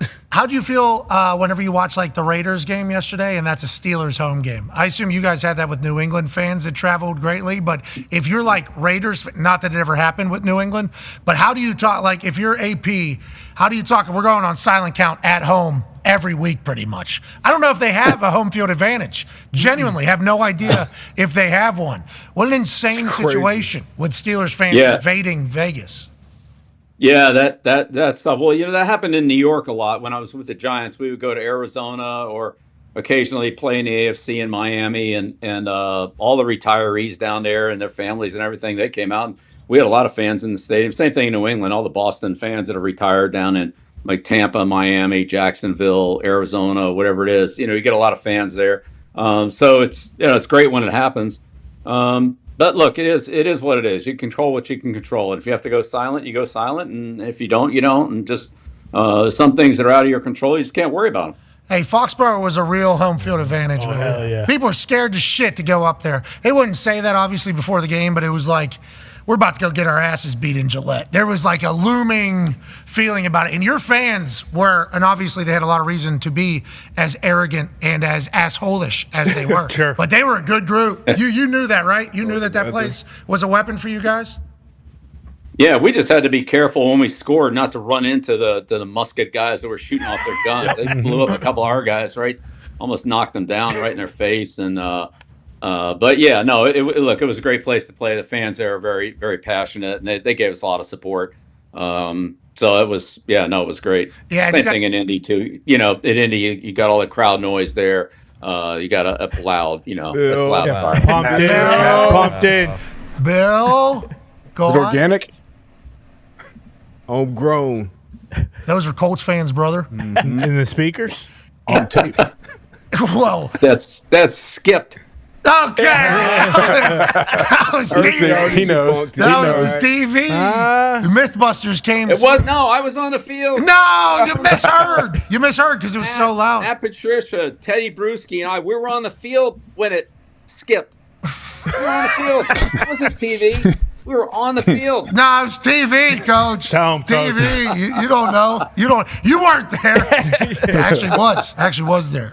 Anyways, the Loud House is still just as loud. Oh, yeah. But some of those places are much more of an advantage than others, and I think it has a lot to do with like the personality of the city, you know, and what they're willing. That's why, like Baltimore. If Baltimore was to get home field advantage or whatever, Baltimore's fans are phenomenal. New England was a place that was like that. Philadelphia is a place if you get them on. Like for you as opposed to against you. Yeah. Like that place is awesome. That's why it's all part of the storyline. Anyways, other storyline. Well, remember, Pat, Baltimore had home field advantage. Yeah, Kansas City. Well, then Justin Tucker had They to had home do field that to advantage. Mahomes and Kelsey. Look, the AFC Championship game and the NFC Championship game, there's an advantage to playing at home. There's a disadvantage to playing at home. It's tough to play at home in the AFC Championship game. Okay, we'd like to hear more as a man who played in 1,000 AFC Championship games. How come? What the expectations? The expectations is you're the higher ranked team, you're playing at home, and everybody thinks you're going to the Super Bowl. Like when we went out to Kansas City in 2018 and played on the road. It's tough being the home team. The expectations are so high that you're in the Super Bowl and you're playing a great team. Whoever you're playing is they're another great team. And dealing with the expectations about, you know, where you kind of get ahead of, we went into Pittsburgh and beat Pittsburgh twice in the AFC Championship. Went into Indianapolis, should have won that game for the AFC Championship. Yep. But you know, like it's tough to win at home in the AFC Championship games. Now, sometimes it works out. I'm not saying that, and I'm not saying I wouldn't want home field advantage, but it's not as big of an advantage, in my opinion, as what it would seem to be, because the expectations of the fans, ownership, just the city, that we're on our way to the Super Bowl. It's a foregone conclusion. All we can do is show up and win this game. And that team you're playing is really good. How about the divisional round? Not as much or similar? Not as much pressure. I mean, there's still pressure. It's the playoffs, but I think the AFC champion, NFC championship games are they're not easy to play at home. I'm not saying I'd rather play it on the road. I'm saying you got to really have the right mentality to play that game at home. And if your opponent's coming in with one of those who's a good team with a lot of confidence saying, like, I don't care if we're in your stadium or not, we're just going to ruin your party. And they have that tough, hard-nosed attitude, like I felt like we had going into Pittsburgh twice. You can win on the road in the championship games. You really can. You just got to have the right mentality. Patrick Mahomes and Travis Kelce last year was their first time on the road in the playoffs. Yep. Do you remember that? They were doing like snow angels in Buffalo and doing their entire thing. Then they go to Baltimore, and that punch-out, obviously, gigantic and a lot of changing. But this Ravens team seems to be a wagon. Speaking of a wagon, going to have a good kicker. Green Bay has a question for you, another special teams. Yeah, Coach, just curious. I mean, obviously, you know, we're talking about at this point in the season kind of knowing who you are. When do you know whether or not it's time for a kicking change? Obviously, at this point in the season, there's not just a plethora of good kickers available to sign, but like the Packers who have, you know, aspirations to go, you know, deep into the playoffs, and here they have their kicker who I think he's missed 5 kicks already, and it's kind of already getting to the point where they're almost deciding to go for it on 4th down, you know, in field goal range. Like, when do you know, like, okay, we can't do this anymore. We need to make a kicking change. Yeah, it's a tough question. It really is. I think, first of all, you make the change when you know you've improved your team, right? So if you have a player on the practice squad, or maybe you have a player that you have coached before at a different team or something like that, and you feel like, okay, I know this guy is going to be better than the player we have, then that's an easy change to make. When you don't know that, when your kicker's not doing well and you bring in 3 or 4 guys to work out, but you really don't know any of them, and you're not really sure whether he's any better than the guy you have, then that's a tough situation. We've all seen kickers get in slumps and then get out of them too. So I think part of it is also just how mentally tough and resilient your kicker is, and how he's able to handle that. So I'd say that varies a little bit. That's a tough question to answer without really knowing what's in the kicker's head and what type of personality and I'd say support that he has. But when you have to start coaching differently, as you mentioned, like, well, we can't try a field goal here, I'm not sure he's going to make it, or and you start thinking like that, then I think you're not really coaching like you should be coaching. You almost have to make a change if you get to that point as a head coach, because then you have a player on the team to do something that you don't feel he can do. So you should try to get somebody on the field that you feel like can do that. Yeah, losing complete trust in one of your players that is going to be scoring points for you is obviously not great. How much worse could it possibly be with another kicker coming onto the roster is probably what they're weighing. He's a rookie, though. Will he have time to kind of figure out what the NFL kicking mindset is and mentality is? He's also wearing number 44, which we don't know. I don't know. I don't know if they were. That doesn't look good. Going out there. I don't. But Pat, a lot of the kickers in the league have been with other teams before. Some of the very best kickers in the league, and so that's part of it too. They regain their confidence, or they change a little something with their technique or whatever it is, and then they become some of the very best kickers in the league. So you don't want to make that move too soon, but you've got to make the right move for the team, and it's not an easy one to make. And so you have, I would say, a lot of voices on that one, right? You have a head coach, you have a special teams coach. You might have maybe somebody who's more with the kickers, in addition to the special teams coach, general manager, personnel director, owner. You got a lot of experts on that. And so sometimes that can get a little bit confusing too, depending on like who really has the final say or who actually really knows what they're talking about. Yeah, that's always good, Mm-hmm. Well, yeah, the guy that seemingly is the most mouthy is the one that knows the least amount about this particular situation. That's great news. Yeah. Everybody else has to balance. And a lot of times, Pat, the other two specialists, the holder and the snapper, might have a better handle on the situation than anybody, because you're with those guys every day. You really know how they are, and sometimes they really feel like this guy's lost his confidence. This isn't going to get any better. They might have better insight into it than any coach would, just because of the amount of time they spend with them and how close they are to them. So I think there's a lot of different forces in there at work, and ultimately, as whoever the final decision maker is, whether that's the head coach, the owner, or the personnel director, whoever it is that's making it, you hope you have the very best information that's available there. But sometimes there are a lot of sources. Hey, Narvison, let's go. You got this. He's good. He can find it. He can find the swing. Got a huge leg. Yeah, for sure. It's just with Green Bay too. You worry about like he's missing all these kicks when like the weather's nice. Like it's about to get really ugly in Green Bay. So wait till it gets bad. That's right. Wait till it gets bad. Yeah, he's already missed 5. The weather hasn't even hit yet out there in Green Bay. He's young, though. He's mentally tough. Good luck out there. Go get him. Hey, let's turn to tonight, shall we? Massive Monday Night Football. Bills and Jets. AP Tone has a question for you, Coach. Yeah, Coach, let's talk about the Jets, who you have a little bit of experience against. How much can Coach Ulbrich and Todd Downing taking over as the OC, how much can they actually change as far as coaching goes, coming in and taking over for Salah and the OC situation? Well, that's a great question. Defensively, I don't think there's going to be any change at all. I mean, Ulbrich really is going to run the same defense that Robert ran. It'll be the same coaching points, the same defense. They played Buffalo multiple times, so I would really be shocked if there's anything going on new there at all. I don't really understand the offensive situation. They changed the play caller, but not the OC. Is that correct? Yep. Or whatever it is. The title, I think, saying. So the same people are there, but it sounds like they've kind of shuffled the deck a little bit. I don't really know what that means. To me, I thought that Rodgers always was in pretty good control when he was on the field, regardless of what the play was or what it wasn't. I'm not saying he called the plays. I'm just saying that he has so much experience and is so smart out there on the field that he can figure it out. Now, what his health and what his physical situation is, I'm not really sure about that. But I would say whoever the offensive coordinator or play caller is, in the end, if it were me, I would rely pretty heavily on Aaron because of the amount of experience and and his expertise in that offense. Coach Downing taking over for the play calling of Nathaniel Hackett, and Coach Brick in his press conference last week said that he'll be in full control of strategy and play call. What that means, we shall see this evening. Coach Brick tape coming from practice. He's not a hug guy except for with a couple guys.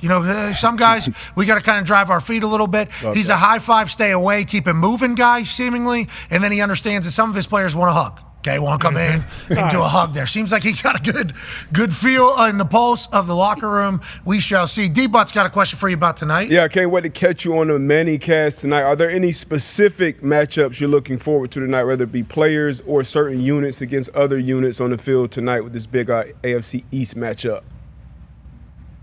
Right. Well, I think the key thing for the Jets defensively would be, number one, to keep Allen in the pocket, not let him scramble to the defensive left, offensive right, and eliminate those big plays and force Buffalo to convert third downs to score.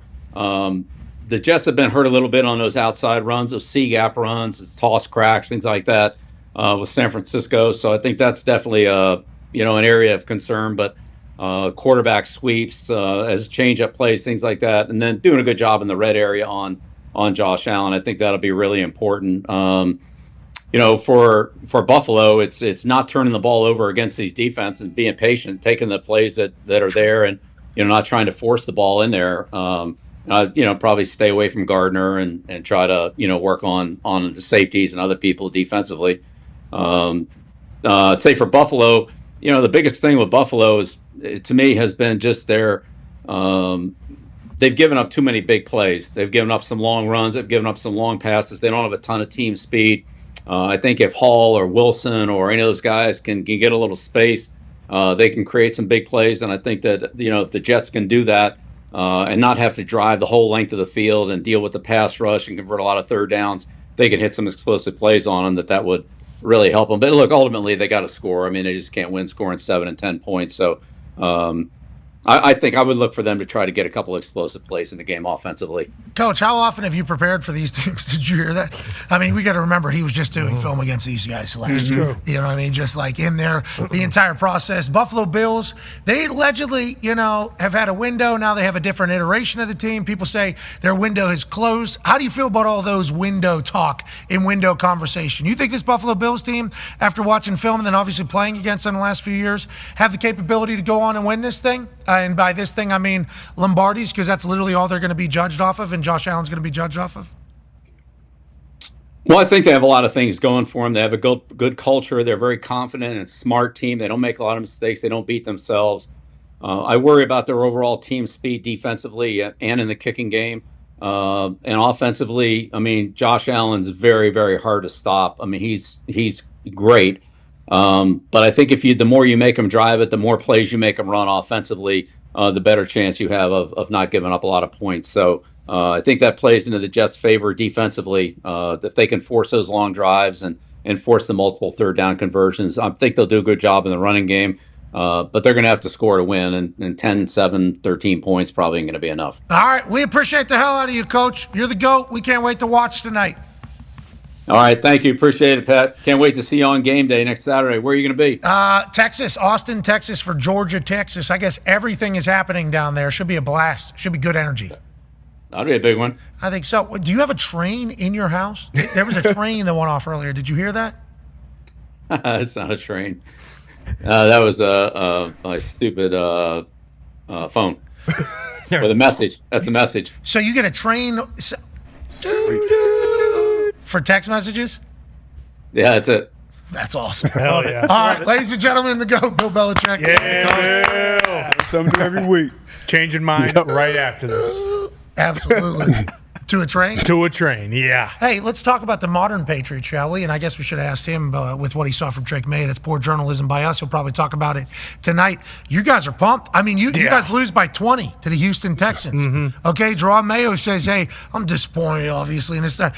Connor's skipping through here. Oh, yeah. Connor is literally feeling full jubilation with everything that took place yesterday for this New England Patriots team. What did you see that had you so jacked up, and what does this mean for the future? I mean, that ball right there, that was just shown. This deep ball from Drake May to Kayshon Boutte was something that basically you've been looking for since the start of the season. And obviously, the 2 interceptions, one of them was deflected, unbelievable play by the defender, but mostly because of the fact that it's Houston. Like you mentioned, we lose by 20. The Texans are doing this to basically every team they play, aside from the Vikings this year. Like they're one of the best teams, one of the best defenses in the NFL, and he was able to play very, very well. Missed a few throws, no doubt about it, couple behind, but then he came back and he hit dudes, right across the middle. Pop Douglas, his touchdown, that was in stride, absolute dart, 4-6, and then the booty one we showed, deep ball down the sideline, perfect, but he got murdered a couple times, absolutely slaughtered. Actually, one of them,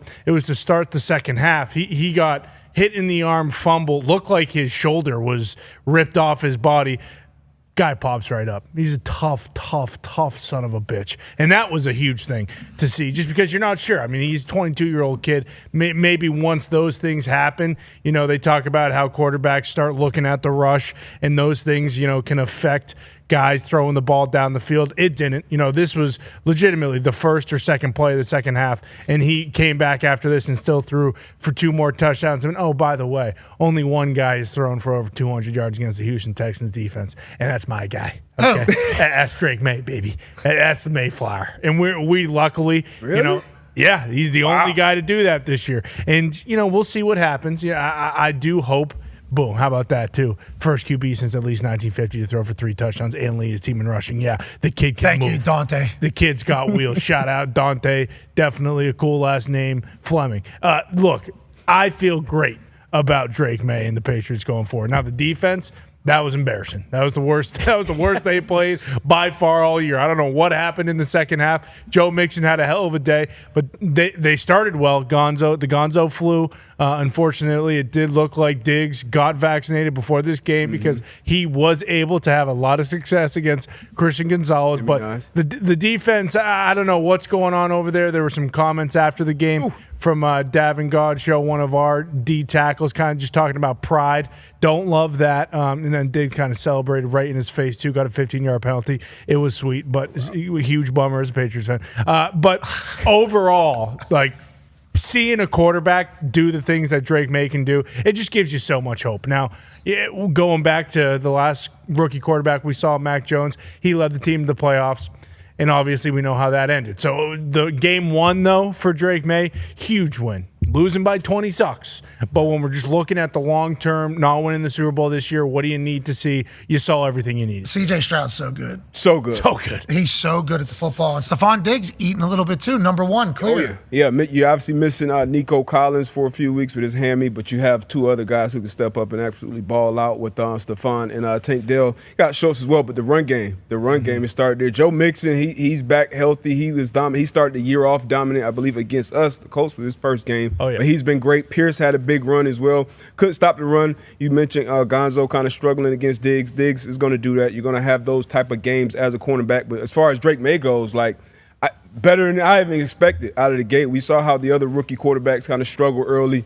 The Texans, that's no slouch. It's going to be a tough defense. So for him to continue to bounce back, make those throws, I'm sure all Patriots fans, not just Connor, are pretty excited about his outlook and his future. Did you guys stick around that entire game up there? Oh yeah, they stuck around. I mean, the place went nuts for him too when he first round. But another thing too, a lot of people are saying the Patriots are so Drake May needs a lot of help, a ton of it. I don't think he needs as much help as everyone's saying. The wide receivers had a lot of success yesterday, and they really just need an offensive line because I'm blocking for him right now. Yeah, well, hopefully he's protected because that was a big part of the conversation. Do you put him in and worry that he's not going to be protected and get killed? You said he did, but he learned to take NFL hits. That's right. You know who else had a debut yesterday? Spencer Rattler of the New Orleans Saints. And this was a game, AJ. Hey, this was a game early.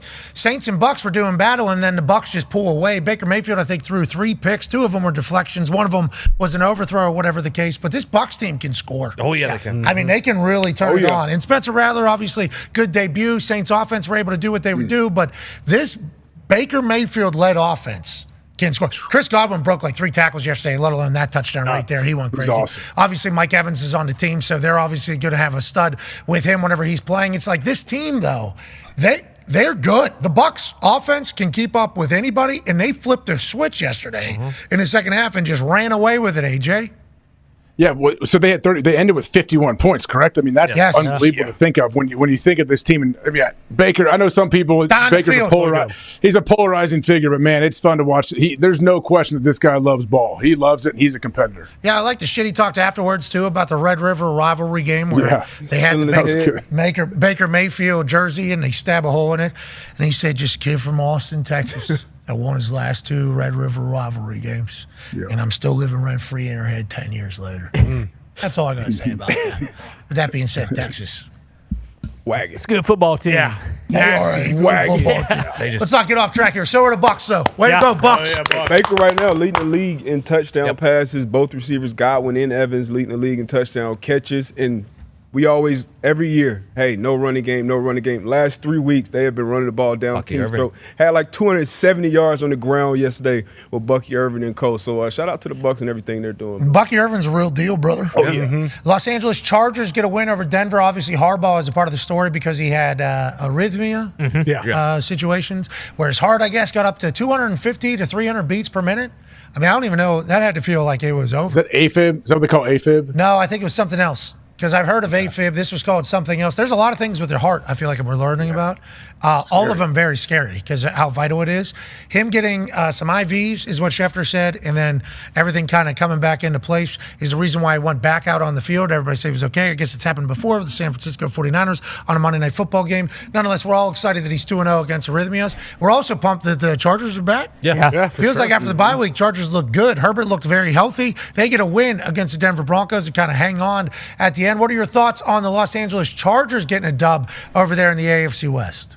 Yeah, I mean, the Chargers, obviously, I feel like are a much better team than they were last year. They just feel, I don't know, they feel confident. I feel like Justin Herbert, if he is healthy, like I have a tough time picking against Justin Herbert. When he's playing, if he is even 80%, I love what Justin Herbert can do. And we see Dobbins here. And when you can run the ball a little bit and you can pound it when they think you're going to run, like you can do a lot of great things as a football team. I think we're seeing that happen. Shout out to the Harbaugh effect over there, the Chargers. They're early bye. We'll see how that pans out in the long haul. Falcons get a massive win over the Panthers. Bengals beat the Giants in primetime. And we roll on YouTube, ESPN Plus, and TikTok. We'll see you tomorrow for Aaron Rodgers Tuesday. Maybe. Ooh.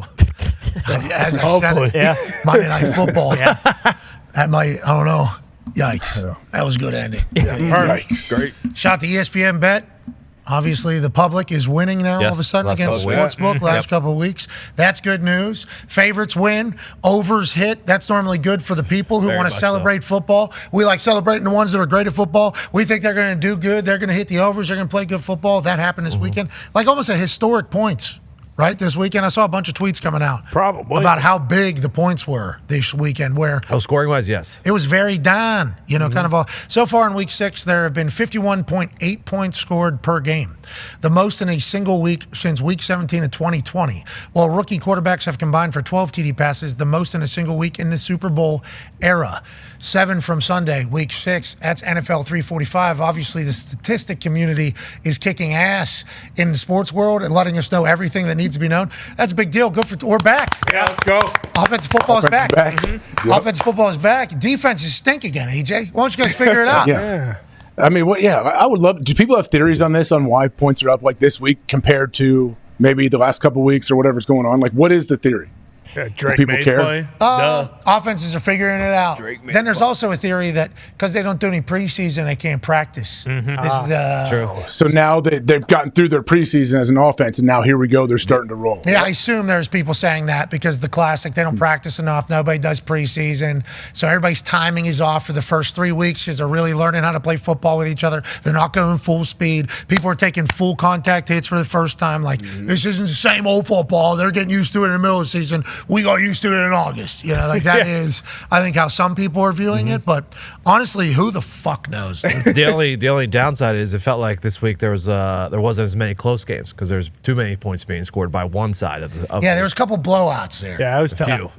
It stunk. It's kind of good though. It makes it easier to watch other games. Get them out of the box. Get them out of the quad box. Yeah, it's some of these games are.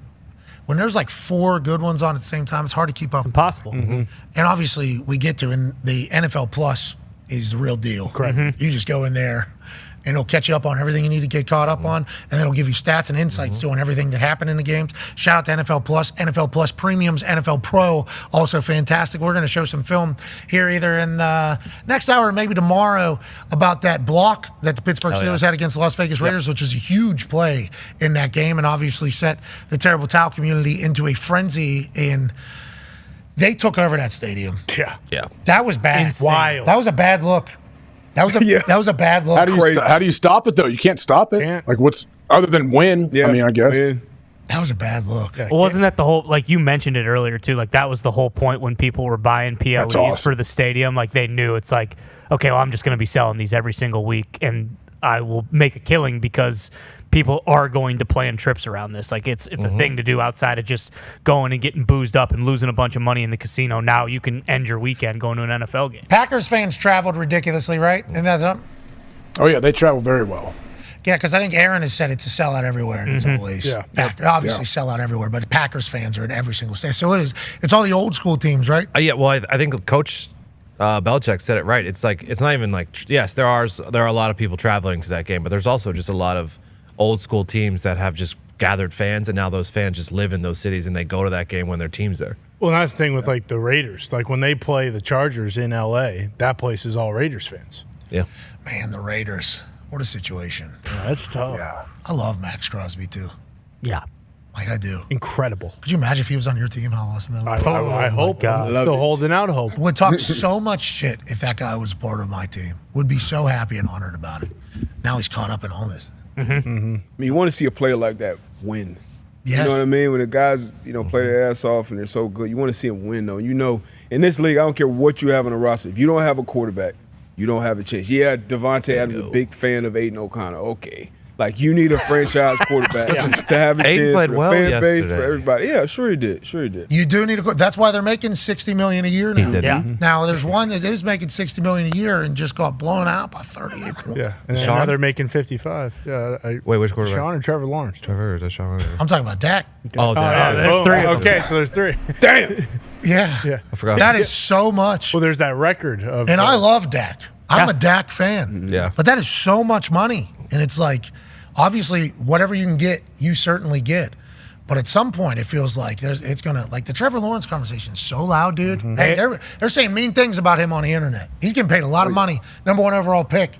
And they're like, what is happening? And now they're starting to go from just like this guy sucks at quarterback to now they're making fun of his appearance and calling him horse face. And stuff. No. Saw a lot of that this morning. Oh, I didn't pick any of them because it's mean, but there's a lot of that. The Get this overreaction horse tweets. face son of a bitch off the field. He's handsome. I think he's got a strong and his hair. Yeah. His hair is like like a superhero. perfect. His hair is like perfect. He is like a superhero. Off of that little the headband. Yeah. He has like a thicker one, and the hair just flops like perfectly off the top of it. Yeah. I don't know how he does it. I like woke up. I was watching that game, I'm like, God damn, that guy's hair is so good. And you just kind of watch the game unfold, and it's like, man, it's going so bad down there. They started good. And then you start thinking, how did they lose to the Colts? How did they beat the Colts so bad? Well, that's a different question. How did they beat the Colts so bad just a week ago? I mean, we know what happens. You go down to Jack, you go down to Duval, he turns into fucking Peyton Manning. You're right.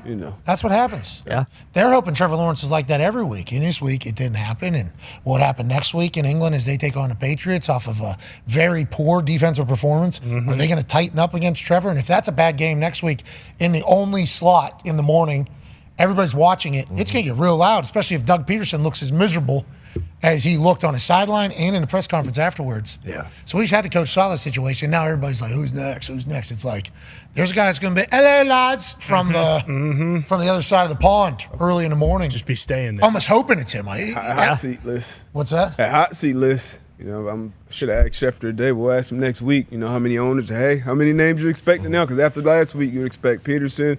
That had to be hotter. Obviously, McCarthy. That's 2 more.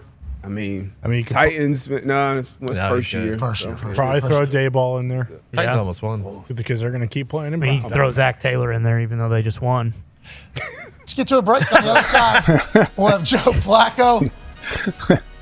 I can't wait to talk to him about how he's feeling. He's going to have that wicked accent. Oh, pumped. Yep. Yeah. Can't wait to listen to it. Ask him how much water he had down there. Man, what a legend. All right, be a friend, tell a friend, and then we'll wrap up all the other storylines. There's some games we still have yet to talk about. I can't wait to dive into it all. The NFL is throwing its fastball some games. College football is throwing its fastball seemingly every game it's on TV. Yeah. It's a good time to be alive. Be a friend, tell a friend something nice. It might change their life. Take 5.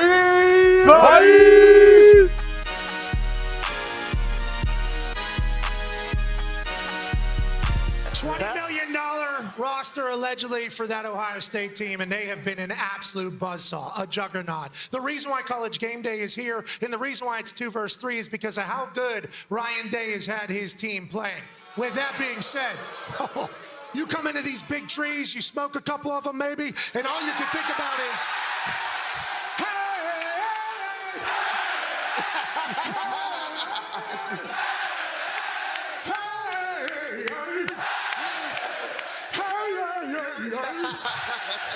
you make me want to put my hands up and kick my heels up and hey all again, hey all again. I'll take Oregon. No doubt about it. No doubt about it. I love it. Slightly less doofy. Slightly less doofy. That's good. That's good. Yes. We're getting there. It's good. I had no idea what to expect whenever I came out here to Utah.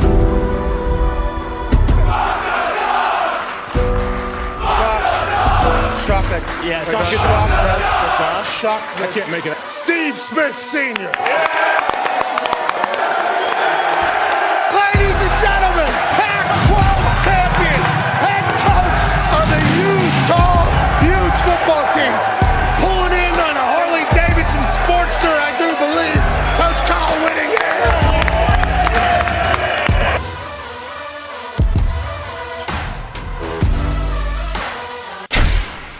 Lot of blessings piling up that I ain't even wish for. None left over for y'all. I'm locking the fridge door at the crib, cutting hits.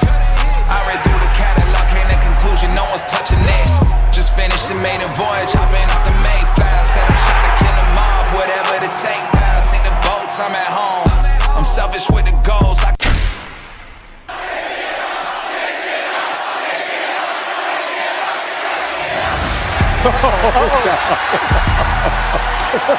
mean, you got to do it. It is 34 degrees out here in the back-to-back Pac-12 champions.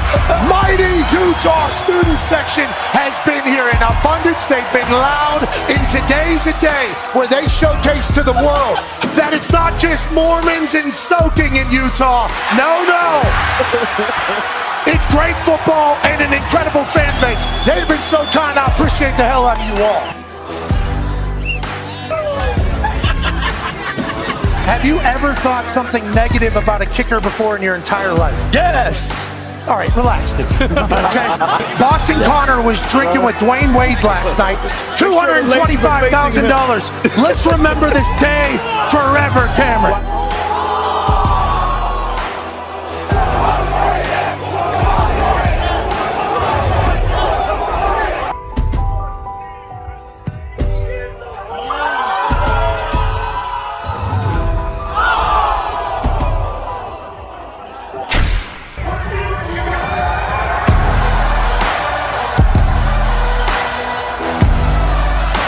You know that 29 out of the last 30 home games that happens right here at the University of Utah, the Utah Utes win. Cam Rising said yesterday, we don't lose at home, and today, they ain't losing. This place is going to be soaking in celebration this evening. You guys were absolutely phenomenal. This morning, you showed everybody that this is the town you want to play.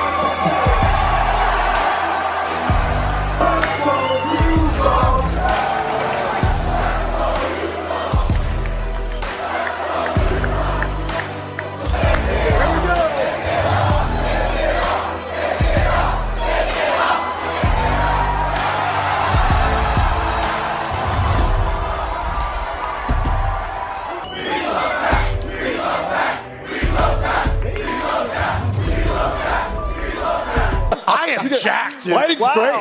Let's go to the phones. Let's go to Dan in Connecticut. Lovely place here on the 5 Dano? Energy phone line. What's going on, Dano? Oh, what's up, Pat McAfee? Dan, you are too young to listen to this show. I can tell. I think. How old? I'm not Dan. I am Owen.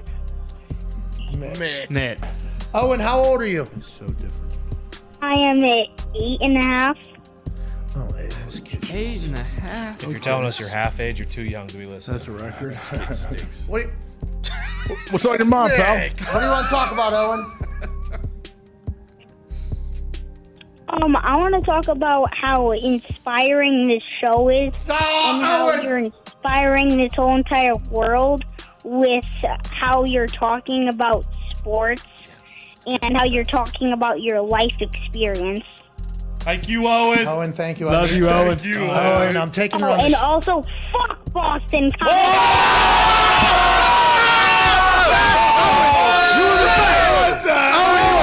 I will let Owen know, if you're still listening, Owen, you're inspiring. Best kid ever. Owen, the way you talk about sports is inspiring.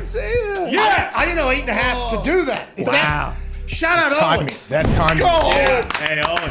New generation in Connecticut, I guess. He was making me feel good, too, by the way. He was making me feel good, making the show feel good. He was talking us up. He was hyping us up, and then boom, a little... Was this Aristotle's brother? A little misdirection from Aristotle's brother, Owen, at 8.5 there. That was awesome. I'd say he put his balls on your forehead, but I don't think they dropped yet. So. Hey, Why? let's go.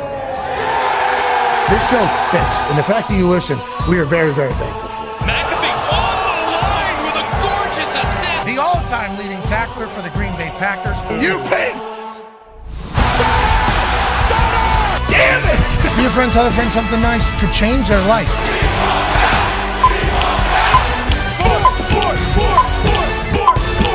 Hello, beautiful people, and welcome back to our humble abode, the Thunderdome, on this massive Overreaction Monday, October 14th, 2024. Hour 3 of the program starts now. Football! He is awesome. That's AJ Hawk. The Talks the Table is here at Boston Connor and at Ty Schmidt. Welcome back, Ty. Hell yeah. Good to see you, Ty. Good to see Coach Sirianni earlier today, too. Yep. You bet. Yeah, one half of the hammer. Dahn. Cowboys AP. Tony's here. Good color combo today. Yeah, it felt good with a tan and then this nice little green. It's a fall. Hey, the weather. We're in fall. So Crispy. Yeah, it is a little brisk this morning here in Indiana. That's 9-year NFL vet wearing a swooshy suit, ladies and gentlemen. Darius J. Butler. Yes, sir. D-Butch, it looks sweet. Yeah. Appreciate you. You sound cool, too. Yeah. Can hear it. It's like he's skating through the Thunderdome. Yeah. We knew good shit was on its way. And speaking of good shit on its way, ladies and gentlemen, joining us now is the Super Bowl champion, Super Bowl MVP. Whoa. He's damn near 50 years old, and he's currently the quarterback for the Indianapolis Colts. Ladies and gentlemen, Joe Flacco. Yeah. How you doing, Joe? Whoa. What's up, fellas? Doing well. Hey, I know we love you here in Indy. I didn't know you loved Indy. Is that your basement? Where are you right now? Sweet basement. Wow. Is that your basement? Have you ever been in this room? There's like a museum in the facility. Oh, that's the museum in the facility. I thought that was maybe your basement. That's in the facility. Okay, I didn't know how quickly you. Yeah, I didn't know how quickly you got in there. Okay, so you're at the facility, which is good news. We're getting this work in on this Overreaction Monday. How do you feel after yesterday's big win, and how do you feel about the team as a whole right now, Joe? Man, I mean, listen, as you know, anytime you get a win in the NFL, it's unbelievable feeling. It's one of the hardest things to do, and I mean, it never gets old. There's definitely some frustrations, at least on my end, like just sitting over on the sideline a couple times yesterday. But man, our defense got the job done, and it was an awesome win. Okay, so let's talk about your conversation with Aditi afterwards. You obviously put over Michael Pittman Jr. in a big way. I think one of the boys is going to ask you about that here in a little bit. But you also said, like, it's not my decision on whether or not I play. You know, that's a coach's decision in your answer there. The decision was made for you to play AR, emergency quarterback, number 3. I know that was disputed all week or conversated about outside the building.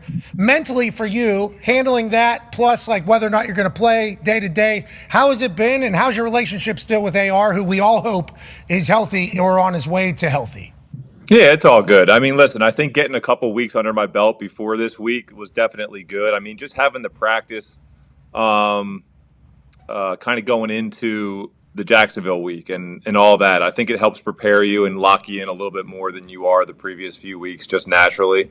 So I think just having that experience from like the last couple of weeks, I was able to draw on that a little bit and then just kind of take every day for what it was and make sure I was prepared. How do you feel about the conversation, though, that is happening? It is very large. Obviously, we're having it on this program because I watch, but it is AR. Obviously, you understand the situation. Drafted number 4 overall to be the future of organization. You're brought in to be backup quarterback, veteran, hopefully guide and lead. Injury happens, you get in, you play good ball. Future still is AR.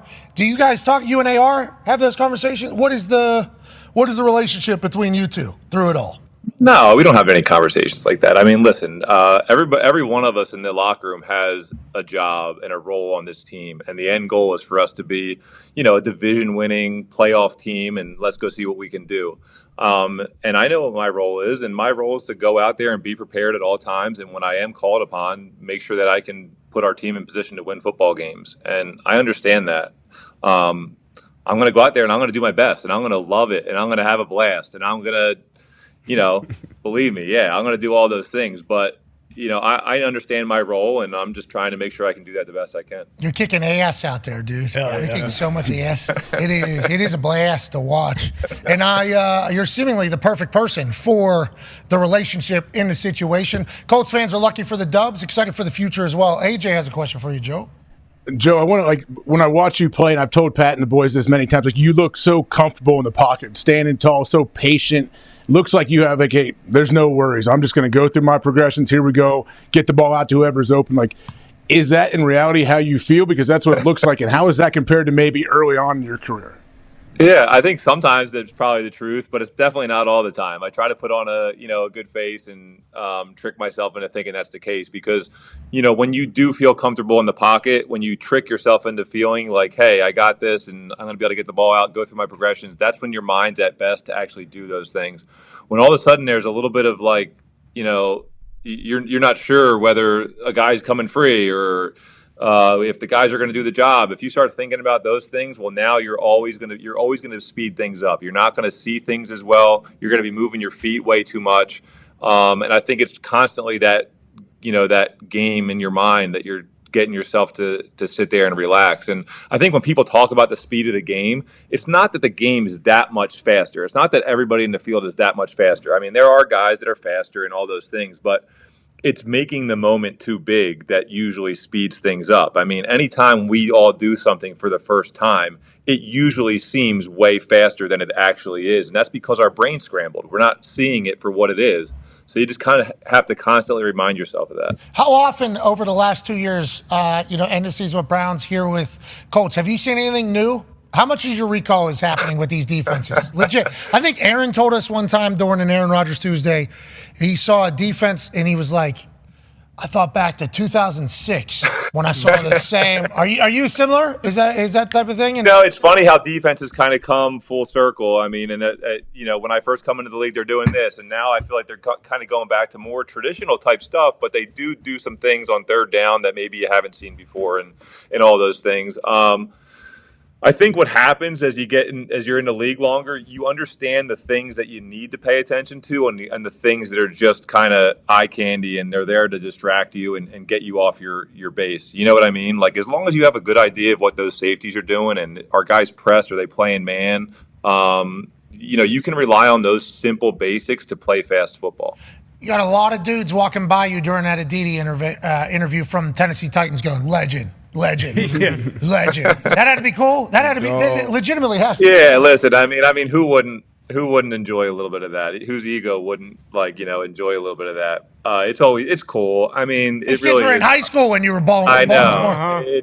It's I don't think of it that way, but in those moments when you can kind of step back and guys are walking by, it's awesome to be able to do this and still be able to do this. So yeah, you've earned it. We're lucky for you here in Indianapolis. D-But's got a question for you. Yeah, speaking of, some of these guys are probably in high school, middle school, and I may or may not have put out a tweet. 2024 Joe Flacco is the best quarterback in the league. He threw an interception. I'm gonna need you to have my back going forward. But these young guys, man, I know A.D. Mitchell, Josh Downs kind of caught some flack going into this game. Michael Pittman Jr. was talks about him going potentially on IR. He shows up huge. Like, what is it like with those young wide receiver? AP averaging, I think, 28 yards per catch. Like, what's the vibe with that young wide receiver room? It's a lot of fun because you have young guys, like a combination of like young guys that are really eager to get the ball in their hands. Like, they want the ball, which is awesome because you want guys that want to show up on game day. And I think Pitt's still a young guy too, but he's kind of like a veteran in that room. And like, just with his toughness and like the model that he puts out there to kind of show up on Sundays and be ready to go no matter what, it's an awesome combination right now. And they're a lot of fun to kind of play with. I mean, they're constantly coming up to you on the sideline and, say, hey, how about this? I could have this, or hey, thanks for trusting me on that one. So it's been a lot of fun. Yeah, Alec Pierce, obviously, watching him blossom and go get it, like what everybody's kind of talked about happening in practices. We're seeing it in games now. A lot of fun. The Pittman Jr. stuff, he was going to IR last week. That was the news. Yeah. That was legit, right? That was kind of what was happening. Can you explain that from your situation or your vantage? Listen, I think we were kind of just waiting. I saw him in the training room a little bit and doing his thing and getting prepared and taking notes in the meeting room and all that stuff. So, I did see, I think I woke up in one morning and was looking at scores or something and saw Pittman out 2 weeks or whatever I saw. But, man, that's what football is all about. I mean, it's going out there and playing in that kind of shape, understanding that, hey, I feel like I can go. I'm going to do it. If I feel like I can go, I'm going to go show up for my team. And listen, that's what makes really good teams. And like, those are the kind of guys you need to put your team together with. And did the respect that you gain in that locker room, I don't think it gets talked about enough. I mean, I think there's a lot of times where guys get hurt and they feel like it's going to affect their contract or, affect different things. And sometimes it does. And I think wrongfully so. I think being tough in this sport is still probably the most important thing in terms of being successful. So Hell yeah, Joe. Hey, that was a good speech. Guys are scared to put bad tape out there. That's real though, Joe. Guys are like, I don't want to put any bad tape out there, especially if they like contracts. I'm like, man, I don't know. I get both sides of it. Yeah, because I guess I've seen it hurt guys, and I've seen it help guys. So it's like, it's so tough. But man, at least for me, you're getting a ton of respect. So. You know who his coach is? Who's that? Reggie Wayne. Our former teammate. He was a dog. He was playing. If he could walk, he was playing. Tore his tricep. Wore that big ass J.J. Watt arm sleeve for the rest of the year. So I'm sure him playing for Reggie Wayne has a lot to do with that as well. And practice every day. Every day. Never. No G days. Nope. No reps off. Every day Reggie was out there. And we saw him coaching. He had like the pad. He was trying to like punch the ball out every single rep when we were there for training camp 2 years ago. Yeah, he was. And I think he said a lot of you guys wanted to jump off the train, I think, for Alec Pierce or something like that. He's like loving coaching over there too. How is the vibes of the building? Good? Listen, you know how it is on a Monday after a win, man. Everybody's feeling good. Just got to keep that in check a little bit, which I think this game was good to do that. It was a win, but it was a tough win, So there was definitely things to kind of get in there and coach and correct, which is good. Okay, now for you, it doesn't seem like there's much. Tone has a question for you. Yeah, Joe, I watched you a ton, obviously, when you were with the Ravens versus the Steelers. And Pat gave a stat earlier that you're averaging over 300 a game since you came back for the Browns last season. And I said last week... Number one in the NFL, by the way. Number one in the NFL. And I said last week that this is the best Joe Flacco has ever played in his entire career. I said besides the 2012 playoff run, which was unbelievable. What would you agree or disagree that this is some of the best football that you've played in your career? It's a tough question, and I think there's multiple parts to that. I mean, listen, I think if you're looking at statistics, then I'm not going to argue you. I think that's probably true. I do also think as you get older, I mean, it is a position that if you can keep yourself in shape, you should get better at. So I would say that I have gotten better. I hope I've gotten better over the years. On the other side of that, though, in Baltimore, we weren't always playing that style, man. I mean, we were making sure that we were the physical domination. We were that physical team that was going to come in and impose our will. And when it got late, and it wasn't always about going out and throwing for 300 yards and doing those things. It was about playing good football and really inflicting our style of pain on teams. And I think you can see the success that they kind of have with that style. And then especially as it gets late in the year, when you have to play tough defenses week in and week out, that style definitely kind of comes to light, and you can see more of that. But I listen, like I said, it's there's a couple things to it. If you look at the stats, for sure, man. I mean, I'm playing my best ball, but I think there's a lot more to it than that at the end of the day. Yeah, playing winning football is a big deal, and agreeing to do that as opposed to just running up stats is obviously a personality trait that we appreciate the shit out of. Hell yeah, Joe. Certainly do. And you talked about Baltimore and their style of play and everything like that. I don't know how they're allowed to get Derrick Henry. I don't know how. I don't know how that was allowed. That should have been one of those ones where the commissioner comes in. Come on, Goodell. Yes, nah, this ain't. No Because chance. it's all working out exactly how. Yeah. Yeah, and Patrick Ricard's big ass is still back there. It's working. Dude, yeah, that's wild, man. It's awesome. On one end, it's so cool to see that he comes in as a D lineman. He's out there freaking playing fullback, and now he's leading Derrick Henry through. So it's pretty sweet. Moving too. Hey, he's got feet like a Schulberg. Running routes. He is. He's got hands Look at too. the ball. Patrick Ricard doing his thing. All right, let's talk a little bit off football. Ty has a question for you. Yeah, Joe, do you feel like you're completely acclimated to the city now? Obviously, last year being in Cleveland, it's kind of a whirlwind. You get there and, you played incredible. But being comfortable with who you are at your age and like knowing what you can do on the field, how much does that help when you feel comfortable in a new city that you haven't been to before? And like, does it kind of feel like home now that you've been here for a while? Welcome, by the way. For sure, yeah. I mean, listen, on Friday night we went out to one of the little scare parks in town and scared the hell out of my little kids and had people coming up and saying hello, and it felt like we were at home. And to have my family here, to be able to do those kind of things with definitely makes it feel really good. Connor said he saw 2 Joe Flacco Colts jerseys downtown. Walking Those are around. custom made. Those are custom made, brother. There's going to be more. My wife's ordering jerseys and handing them out downtown. That's good support. That's good I'll team. be down there. Yeah. Somebody taking a free jersey too. We'd love that. Connor has a question for you, Joe. Yeah, Joe, I'm not sure if you saw, but they have officially changed the guidelines for the Comeback Player of the Year award. They're actually calling it the Joe Flacco guidelines now. How pissed are you that these weren't in place last year when you were up for it? And do you expect other guys to maybe pass on the award if they get it like you did? Listen, I would normally be all for turning stuff down like that, but I wasn't. I was a little positivity coming my way. I wasn't turning. I feel like that's kind of like a shot at me. Like, what the hell? We gave Joe Flacco this award. We can't do that anymore. But yeah, listen, I definitely felt a little bit weird about getting that. But like I said, at this point in my career, whatever, dude. Give me that. Okay, I'll take it. Yeah, I like give a speech, get all dressed up. Sure. Big Yeah, to-do. exactly. It's a big to-do for the wife. I mean, hey, Joe, we appreciate the hell out of you, man. You've been handling it all, obviously, with the epitome of class. And I'm excited to see how it all shapes up. We're lucky that we have you, though, here in Indianapolis. You need to know that. No, I appreciate it, and I appreciate you guys having me on. It's a lot of fun. Yeah, museum's pretty cool, man. What is? It is. It's crazy. It's crazy in here. If you haven't seen this, it is. It's pretty cool. Go ahead and give a little spinsy. Give a little spinsy. Yeah. Go ahead and give a Is it little. a closet? Like, how big is it? Yeah, is that a computer? It's like a couple meeting rooms, probably like a couple, Oh, okay. like maybe like 2 meeting rooms worth of size. I mean, Look at Reggie just cooking some brawn in the background. Just absolutely cooking.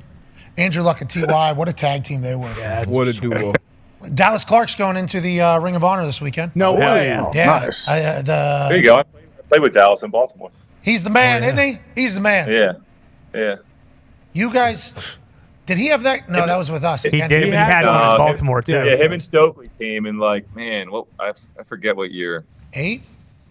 7? No, it was later 12. than that. 12. It was like 13 or 15. I think it was 2013. After the Super Bowl. Yeah, I think so. Yeah, because what? Grigson, Chuck, You have to 12. You have to check on that, but 212. they were awesome. They cut everybody. Yeah. They cut all my friends. Cut them all. Tough year. See you guys. Don't answer your phone, Pat. They're cutting fucking everybody. What do you mean? They cut Peyton. Oh, okay. They're cutting everybody. What? All right, sweet. Anyways, we're lucky you're there. We're thankful for Coach Steichen, too. Tell him we said what's up. And all the boys, Will do. ladies and gentlemen. Joe Flack. Yeah, Joe. Perfect spot. Absolutely. How about, did you hear what Schefter said earlier? Schefter said the Cleveland Browns didn't want the conversation that's happening right now with the Indianapolis between Anthony Richardson and Joe Flacco. And it's like, vastly different situations. Yes. That's the biggest guaranteed contract in the history of the NFL versus number 4 overall pick. And we have seen young quarterbacks sit behind veterans who are 55 years old and have been around before and learn and do their thing and come back whenever they're ready. It's like two very different situations. For Anthony Richardson's sake, I do hope he gets a chance to watch Joe Flacco work very effectively in this offense, and then also behind the scenes, how he operates. Could be a massive tool for growth to be able to watch old Flack, I think, personally. Legit. You know, when you're in that locker room, it's always about your mindset, you know, how you respond, how you react to things. Obviously, he could be bummed out that he's not back out there. Everybody wants to play, but he is so young, and you get drafted that high. We know the talent that he has. The biggest thing with him is being and staying healthy. And I put out that overreaction tweet last week about, hey, stick with Joe Flacco, let AR rest and learn. And the majority of the fan base, at least on the comments, were like, they were behind AR. They want to see him play. They want to see him get out there and develop. Felt like, oh, it'd be a wasted year if we do that. I don't think like that. I think he can learn a lot, mental reps. You mentioned meeting rooms, practice, going through games, just learning, man. And then once you get out there, you take the job and run. Joe Flack, you said 2 jerseys. He said, you know, maybe the family's handing out these things. Who cares? People are pumped about him. Yeah, he's incredible to watch. Nobody really celebrated the signing as much as us, obviously. Yeah, we did. We celebrated. I feel like we did. Yeah, we definitely did. $4.5 million for Joe Flacco. Get him What? right Get him in so. the building. Look, we were so happy about it all because last year, how many backup quarterbacks played? It was like 80 something. Yeah, it was like 80 total quarterbacks, right? Or 68 or something like that. It was a record, though. So Anthony Richardson getting hurt is not like abnormal at the quarterback position in the NFL. You have to have a good backup quarterback. And we got the guy that just led the Browns to the playoffs. Sorry, with 66. 66 backup quarterbacks, Total or 6 quarterbacks. total quarterbacks played. That's a lot, obviously. So you see Joe Flacco and what he just did for the Browns, what they are now and what they were before him. And then he's available for $4.5 million, and we're the only ones that were offering him. And he knows Shane Steichen's offense already. Crazy. What the fuck? Play him. How's that happen? And then here it is, you know, paying off for us. Lost to Jacksonville, but that wasn't because Joey Flack played bad. And then against the Titans, made some mistakes, obviously, but played winning football, had a game-winning touchdown throw to Michael Pittman Jr., where he had to backpedal away from pressure, time it up enough. That was awesome. Vintage. It's just like classic Flack. That's footsteps, baby. And last week he ran 18 miles an hour or whatever whenever he got loose and was scampering. It's like, the hell is this guy? Your question was a good one. Is this the best he's ever played? And he's like, well, statistically, you could say yes, but you know, there's checks on runs to the other side that I'm making during these runs that nobody's getting credit for. And those aren't like empty, you know, because you can look at, 300 yards again, that's one thing. But his passer rating has been pretty high as well. So it's not like he's just down 3 scores and just sling the ball, 50 times a game and putting up those empty stats. So it's legit stats. You know, that game with the Jaguars you mentioned, it definitely wasn't him. We were down 14 with 5 minutes left. He drove him down, made some big plays. So, yeah, Flacco's definitely spinning it. That's why you got to stick with him. Like, because I understand, like, the wanting AR to play and everything, but you guys talk about it all the time. Like, when you can win, like, the guys in that locker room, like, you think they want to go fucking win games and go to the playoffs maybe.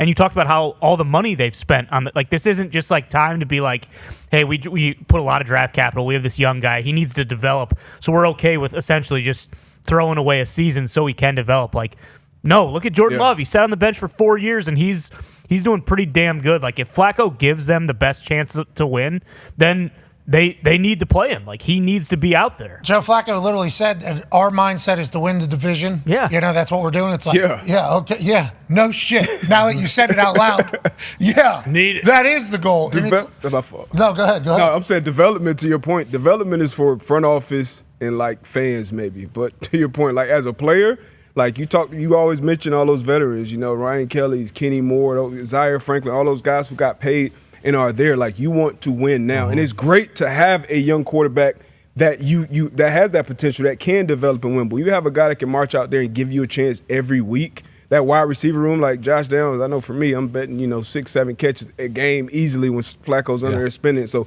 you want to win now. Development is great for the long term, but potential gets motherfuckers fired every year. And that's how coaches and teammates feel, because a lot of teammates, and this is players' mindsets, they have to feel like they're going out to win every game, right? It's a dangerous sport. You can't just be like going out there and saying, just having fun. All right, we're just having a good time. Like, hey, it was a good time out here. Let's go here. have some fun, boys. In their careers, they have no idea how long their career is going to be. So obviously every player wants to win. That's like whenever we were, when Peyton gets hurt, we have Curtis Painter and Kerry Collins and, that whole crew play quarterback for us.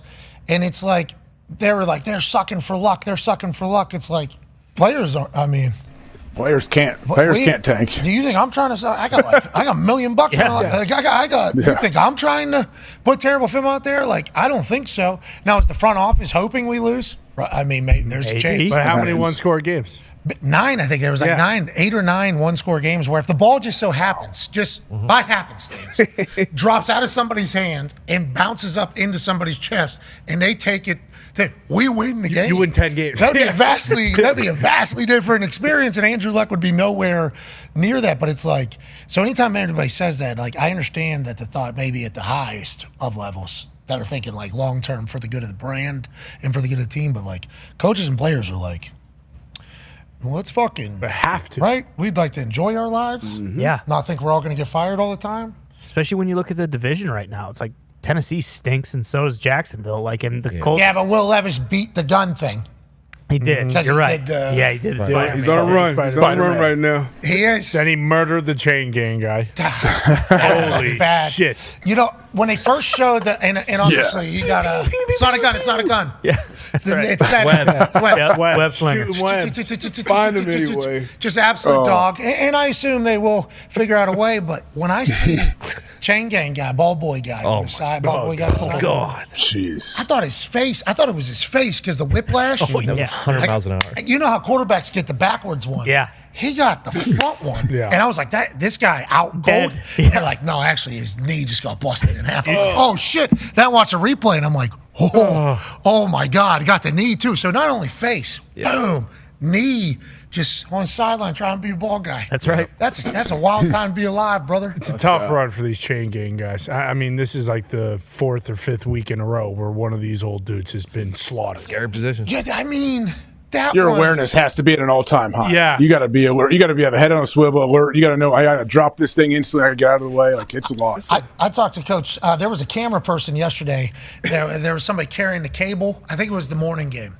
Carrying the cable, camera person up here. Somebody runs the sideline. Cable person over the shoulder. Yep. Thermal Quagmire. Yep. Over the shoulder. Okay, like this. Person runs into cable. Person doesn't drop cables. Player has like cut in half. Like yeah, I saw it yesterday. We can find it. We can find it. We can certainly find it. Because all I was thinking is like drop the cable, bud. Drop the cable, bud. But he had so much in there. Like it was so much. It was like nowhere near the end of the cable. It was like maybe 4 or 5 rings deep. Oh boy. Around the shoulder, and then the camera, and then the player's like in the middle of it. I'm like, just drop that thing. Just drop that thing. There was a cameraman yesterday that dropped his camera off the top of an RV. Oh, so that with Jason Kelsey. Yeah. Step through a hole. Oh my Step God. through the hole. And that thing that thing floats. He stepped out of into like his- the vent here or something. This thing looks like the Slinky in Pet Detective. This camera, as soon as it falls. Wait till you see this thing. It just, and I got the shot. No, I don't. And boom, it's gone. Jason Kelsey for the people. You gotta be careful around Kelsey these days. A couple garage beers. Guy tore his ACL in the chest bump. Oh. Monday Night Football. This one just in the middle of the day on top of an RV. We didn't know the vent. Needs a spotter. Got the shot though. He did Yeah, get the it shot. looked good. We appreciate him for that. Looked good. Thank you, Cameron. Fired afterwards. Speaking of shot, there was that camera. Yeah. it's Who's expensive. paying for the camera? Yeah. You? Kels? How's this? How's that work? Not me. Yeah. That looked like a good time. Oh yeah. Yes. Yeah, a couple garage beers up there. Yep. The link. That's Philadelphia team. You heard what? Who just said? Joe Flacco says, anytime you win a game in the NFL, you gotta. Yeah. And Sirianni's like, fucking preach it, Joe. Fucking tell him. I mean, that's what Bill. How about it, AJ? We talked to Coach Sirianni in the first hour. Yeah, He I saw that. Thanks for him to come on. That was great for him coming on day after a game like that. Yeah. We agree. We're Well, very they won. appreciative. They won. He thought it'd be nice. Yeah, exactly. It's a win. Yeah, okay, maybe we you're do right. some media. Yeah. We start spending some things. He stops by. It's the second time this season after wins where it has been loud. This morning, Greeny was so offended. Greeny was shoot pissed about you're going to take this time in this moment to talk back to the fans. That he was really pissed off about it. He wasn't the only one. There was a lot of people shoot pissed that Sirianni was talking shit back to Eagles fans who were obviously talking shit about him, not only during this game, but probably through the entirety of his existence in Philadelphia, because Philadelphia is a shit-talking town, I do believe. What are your thoughts on it, AJ? Well, for a second, when I saw this happen, I was watching the majority of this game. I was like, wait, did I get this wrong? Are they playing in Cleveland? Is he yelling at the away team? Then when I realized, oh, no, he's going back at his own people. I mean, I don't know what's going on with Sirianni and this team. You're right. When you get a win, maybe I guess can't hear you. We know coaching in the NFL, if you don't win, it is terrible. Look how miserable all these coaches are. And now this guy won the game, and he's still just so emotional. Has to go back at his own people. I say, Brandon Graham, Sirianni's like, watch this. Team loves. Big Dom. There's Big Dom. He just left Big Dom. Watch this. BG's what are you going to say, Nick? He goes, I'm going to ask him if they fuck. I can't fucking hear him. I can't fucking hear you. Who the real dog is. It's an emotional game. We always say we want coaches to be themselves, right? You're right. Win, lose, draw, home, away. Hey, be guess who you what? are. If he wins, theyll be on his side, though. We know that. If he wins, they will come. That's what we're saying. Win big. They gotta win big. They have not. Win big. You're right. You got to string 8, 9, 10 wins, and then they'll come back. They win in New Orleans on primetime. Get this fucking guy out of our city. They win yesterday against Cleveland Browns team. Crap, everybody says. Still an NFL team. Yeah. Still an NFL team. True. Okay, still able to play. A lot of great players. A lot of great players. And there's these games have obviously gone many different ways. They win again yesterday. Nope, still fuck this guy. Yeah. God, I wish they lost. Clown. Oh my God. I wish they lost so bad. I think that's going to be tough to turn, personally. But I'll tell you what, you win a couple big ones. Yeah. The heart of Philadelphia will really start to be shown. Can you imagine, too, if they do get beat by the Cowboys with everything people are saying about the Cowboys right now and, how they've looked, and if the Cowboys just have, a bounce-back game and put up 40 on the Eagles, it's going to reach levels we haven't seen ever, maybe. Coach Sirianni will be entertaining through it all. Speaking of entertaining, this morning, because it's Overreaction Monday, we put out a tweet. We said, excuse me, I would love to hear your emotions of how you feel about your NFL team. It ended up being number 3 overall trend in the United States. We appreciate everybody participating. It wasn't able to crack Columbus. I don't know what's going on in Ohio. That was number 1. It wasn't about Ohio. No, it was about Chris, wasn't it? Yeah. I think it was about Chris. Chris got the people talking today. Yeah. A lot of people talking. Then there was a K-pop trend. Saw that. Back. And then there was hashtag I don't want to overreact, but. And this is a beautiful segment each week that we do where we really get to gauge the temperature of these NFL fan bases. Ty Schmidt went through them this morning, found his favorites. Let's roll through a few now. Here's from Connor. Hashtag I don't want to overreact, but Drake May is the future. Deep ball touchdowns, lasers across the middle, touch throws, running for first downs. The guy can do it all. And the O-line got him killed multiple times, but he popped up immediately because he's one tough son of a bitch. All aboard the Mayflower, folks. The Patriots got the guy. Not really an overreaction in your eyes, I think, right? No, not at all. This is just how I feel. I just wanted to express it in some way, and it's just so refreshing to have somebody that can throw it further than 20 yards down the field. I can't even explain to you what it was like when that ball was completed. What, am I lying, D-Bush?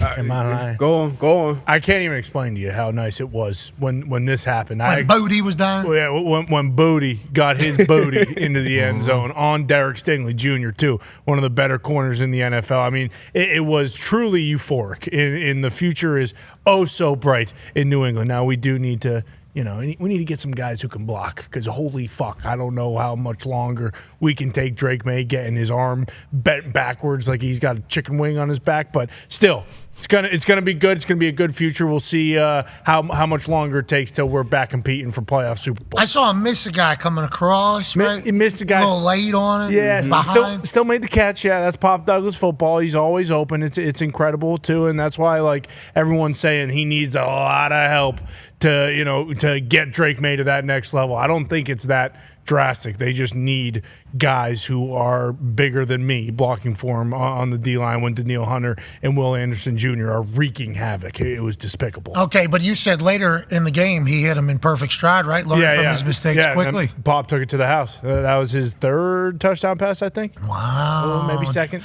Drake May's a guy, they say, up in Boston. AJ, he was jacked up. They lose by 20. All good. Yeah, I know. I guess I understand Connor, like where he's coming from, because it's true. And Con mentioned he gives him hope, gives him a ton of hope. I feel like Drake May kind of checks all those boxes. Seems like he is the dude. But I do like. Did Conman have a similar tweet about Mac Jones after his first couple starts? Do we know? Hey, why don't you just shut up, man? All right, we're talking about okay? I'm not saying that's who Drake is. I'm just saying, like, I'm just trying to protect Conman's feelings and his emotions. Spaceships don't come equipped with rear view mirrors. Bingo. They did. Exactly. And by the way, Mac Jones took the Patriots to the playoffs his rookie year. Okay, he's son of a bitch, so it's not like he was terrible. But it's not even about that. Like, Mac Jones was sweet his rookie year just because, like, everything, his accuracy was absurd. Like, Drake May is 6'4", he's 225, and he can move. Like, when he was making his runs for first downs, he was like making people miss. Like, we didn't have that with Mac Jones, okay? And by the way, he the last I think Mac Jones had one pass touchdown for 30 yards or more or something. We've had 3 total in the last 4 years.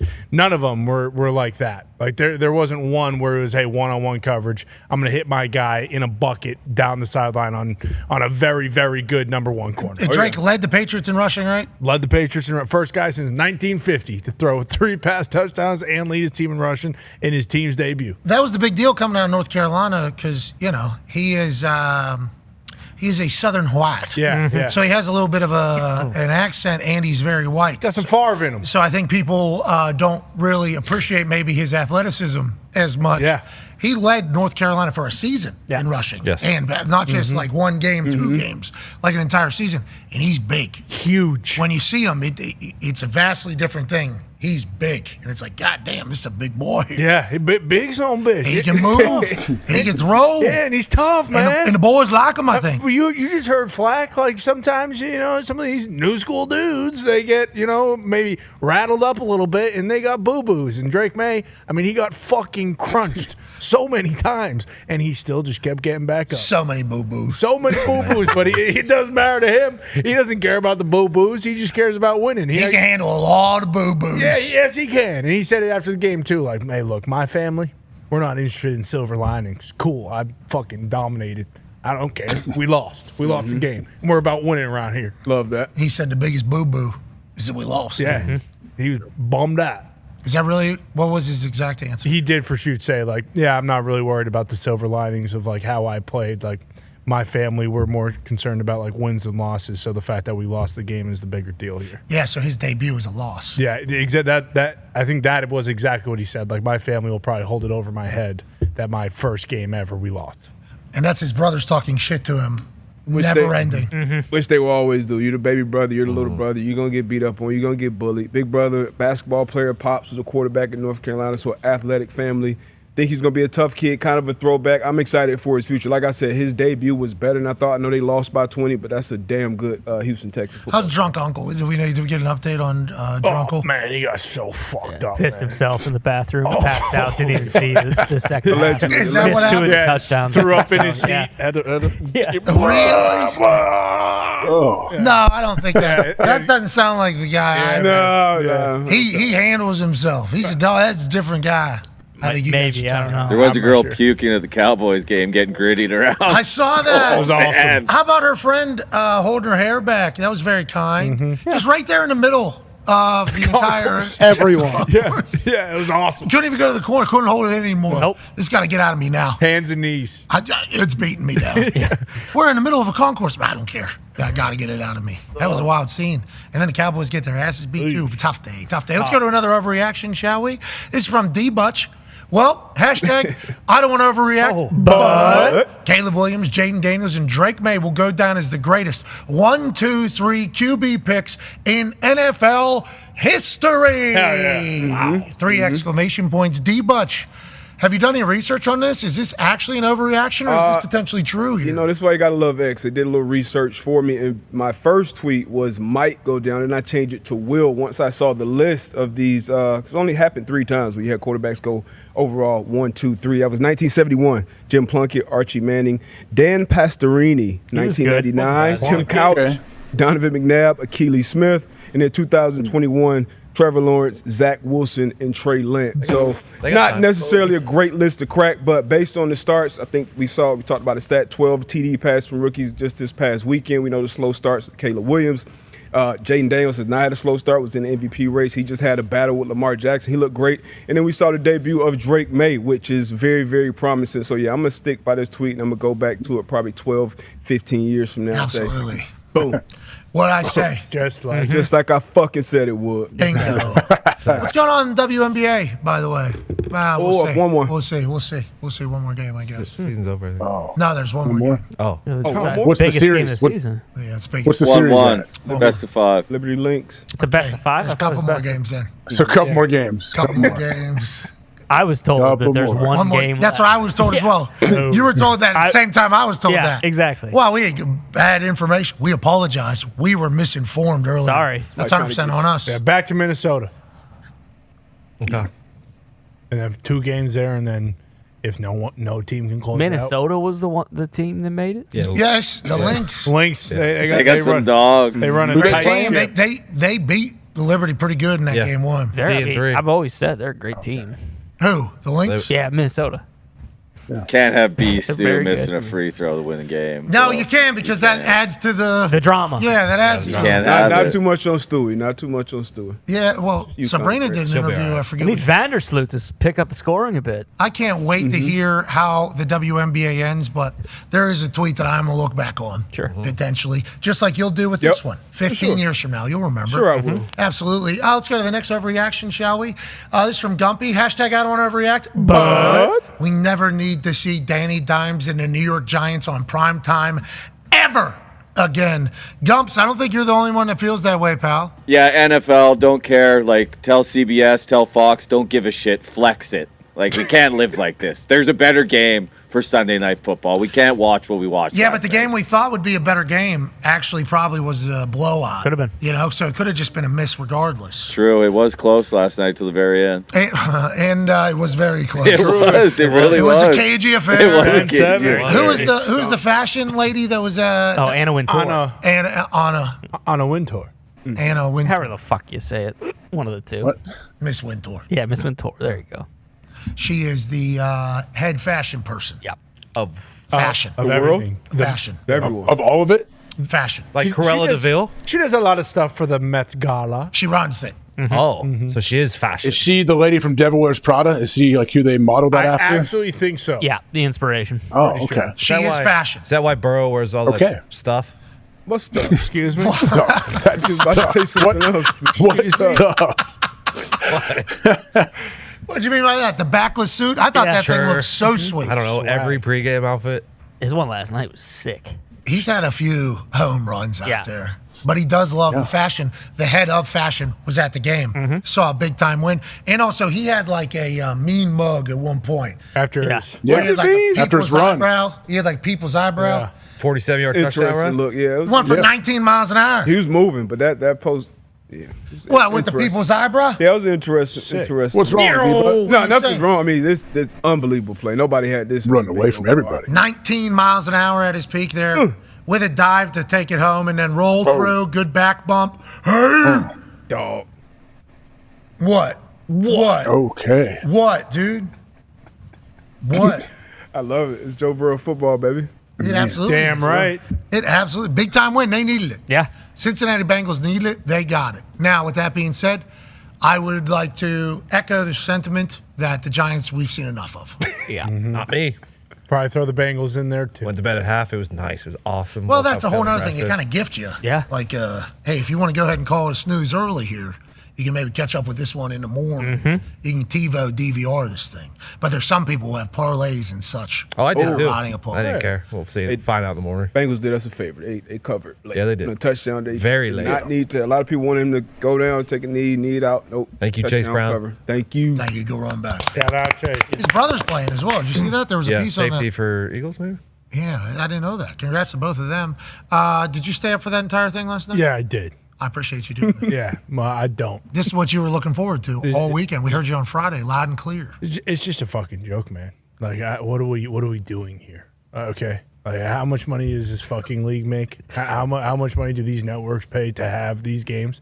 Like, fucking man up, okay, and get a game in primetime that we all want. How about following up with what college football just did the next day? That's what I'm the saying. Last day. Think about what college football has been doing in prime time every single week, and then we wheel this fucking bullshit out on Sunday Night Football. You know, Week the 6. song? This is early for that. The song is "We've been waiting all day for Sunday night." We fucking haven't for quite some time, and it's actually sucked. It's genuinely been the worst. And I don't know what you do. I don't know what Goodell needs to do, but like, dude, Commies versus Ravens was a great game. Oh, guess what? I didn't get to see a lot of it because the fucking Patriots were on. Would have been great to have that in primetime. Okay? Would have been nice to be waiting all day. We got a banger. We got a banger on deck this weekend, though, boys. I was about to say, boy, are you going to be pissed about next? Fucking Steelers, Jets. Sweet.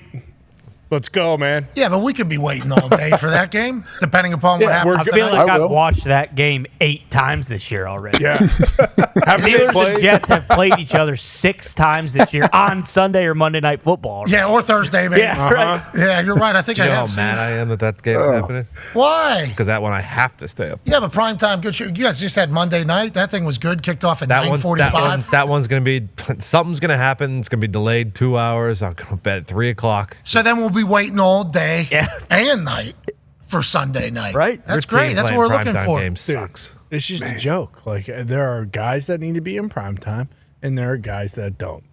I love Justin Fields. Come on. Whoa, he's electrifying. He's running all over the field. I thought you were talking about Rodgers. Come on. Yeah, because the terrible towels will be in abundance. That'll be a good atmosphere. Fireman Ed will be doing his shit. Okay. You hear what we're talking about?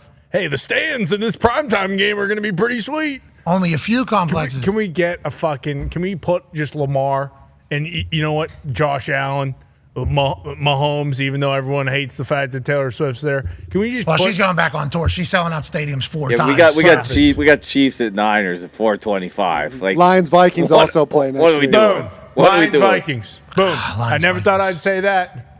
Put those motherfuckers in prime time. Packers Texans is next week as well. Oh, yeah. What are we doing? Anthony Richardson's playing this week. Yep. Okay, boom. Put him on prime time. 1 o'clock, perfect. That was broken. That news was broken. Schefter tweeted it like 5 minutes ago. After we talked to Joe Flacco. Yep. What'd he say? Happy that happened. AR's playing this week. If he's 100%, he should go this weekend. Maybe not next, but this weekend for sure. Okay, so I'm excited to watch AR if he is healthy enough to go and they think this is the They right said time there's to no move. setbacks, was what his tweet said. Okay, let's go. So we're going to continue to see, how much growth AR can have. Remember, he has like a rushing touchdown and passing touchdown every time he plays. I mean, that is just a matter of fact. He's going to do that. He's going to score. He's going to make plays happen. I'm excited to see him get back. He did get to watch Joe a couple weeks now. Okay, you got a chance to watch Joe a few weeks operate. So maybe he'll be dialing it up, doing his thing. There is a chance, that he struggles a little bit early. Yeah. Getting back into it. I wouldn't worry about it. They're playing the Dolphins. Stu Huntley with another week. Get ready. Wait, I thought Tua was going to. He's still on. That still is on breaking IR. news, I believe, was reported this morning by Oh, I saw it from Ari, but it came Fowler. Jeremy. I think so, yeah. That Tua is planning on playing, Yeah, or got- Mike McDaniels said that Tua is planning on playing football again this season or something. Here's the video from Coach McDaniel this morning. Well, I think they've continued to be positive. There's still information that he's seeking this week, and as far as timelines go, I know he's not playing this week, and I do expect to see him playing football in 2024. But where that is exactly, we'll let the process continue, since we still have time before he even could entertain anything. So we'll make sure that he's diligent this week and assess after that. Okay, so Tua's coming back. I think there should be a ban on laptops. I think it should have to be iPhone or finger tapping only, as opposed to the this that happens. Hard to take any of those answers seriously with the comical kind of typing happening in the background. I appreciate the sense of urgency to get the news out there. That's how we saw it from the entirety. But he said he's playing football in 2024 is what I heard. So that means that the decision, I guess medically, they still have to sort some things out is what he said. But sounds like Tua is going to be back playing football this year, which I would like to say to Tua, congratulations on being able to get to that point after everything that has happened to you and everything that has probably been said. I couldn't even fathom that decision. It's got to be, I'm sure he's talked to a million different people and gone through everything. But real question, honestly, like, does he wear a Guardian cap? Is he the first quarterback that's going to play the game with the Guardian cap on? Yeah, because what they told us is some of the helmets already have the capability of the Guardian cap's protection level. Does he wear one of those with Guardian cap on top? So now it's 2X Guardian cap, 1X helmet. Now all of a sudden you have a 66% chance of Guardian. Of that helmet. That's right. Okay. And that's what we're looking for, I think. I think that is potentially what we're looking for out there. I don't know. I hope he gets back. I hope he feels good about it. I hope he remains healthy. And I hope we don't have to see it or talk about it again with Tua. Amen. Because it is scary. And I understand why everybody gets so, emotional about it. Because, we're watching it. And we've seen a lot of them. Chris just had another down at the Saints, right? He just had his fourth. He just had another concussion. Yeah. Or bell rung. Fourth of his NFL career, is that what they said, or what? I just saw fourth. I didn't know if it was through college. I wonder if that means. That's a whole nother discussion. It's a lot of Tua's has been on prime time. When they talk about Tua, they also go back to his college too, so we can add them all up. Which once again was on prime time. Everything that has happened to Tua has been on prime time, so I think we all see it. And that obviously goes into a lot of the chatter around it. But sounds like he's coming back. Congrats, Tua. Baby Tua. Hope it's the right decision for you, brother. That's the only thing that matters. Let's go to another overreaction, shall we? This is from Mitt. Hashtag I don't want to overreact. But I'm fucking done, dude. The Cowboys fucking suck, dude. Dak fucking sucks, dude. Their defense fucking sucks. Dude, Big Mike fucking sucks, dude. Guess what? My three fantasy teams fucking suck, dude.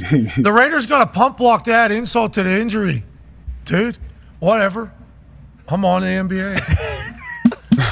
Tell you what, Mitt, doesn't sound like an overreaction at all, pal. The Raiders getting a pump block, him saying my dad's team can't even. Fucking Christmas present's gonna suck this year. He's not getting a bonus.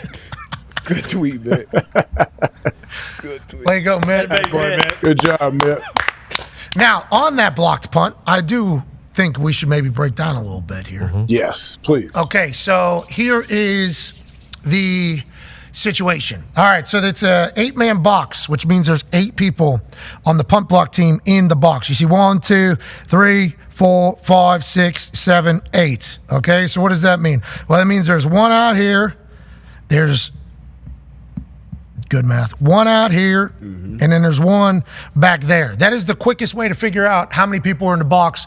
You look where people aren't, which is outside on the corners, where they can have them doubled on your gunners. That means it's a 6-man box, which means probably a hold-up, which means as a punter, you can take a little bit more time if you want to. Maybe move up a little bit. Whenever it's an 8-man box, there's a lot of shit at play, probably a rush. The reason why is because every person can match up with one person. Look, here's 1, 2, 3, 4, 5, 6, 7, 8 people to block 8 people, you see. So that means everybody has to be on their shit. The way it works is this person outside, okay, the wing will say, will take 1 or whoever becomes 1. That's outside counting in.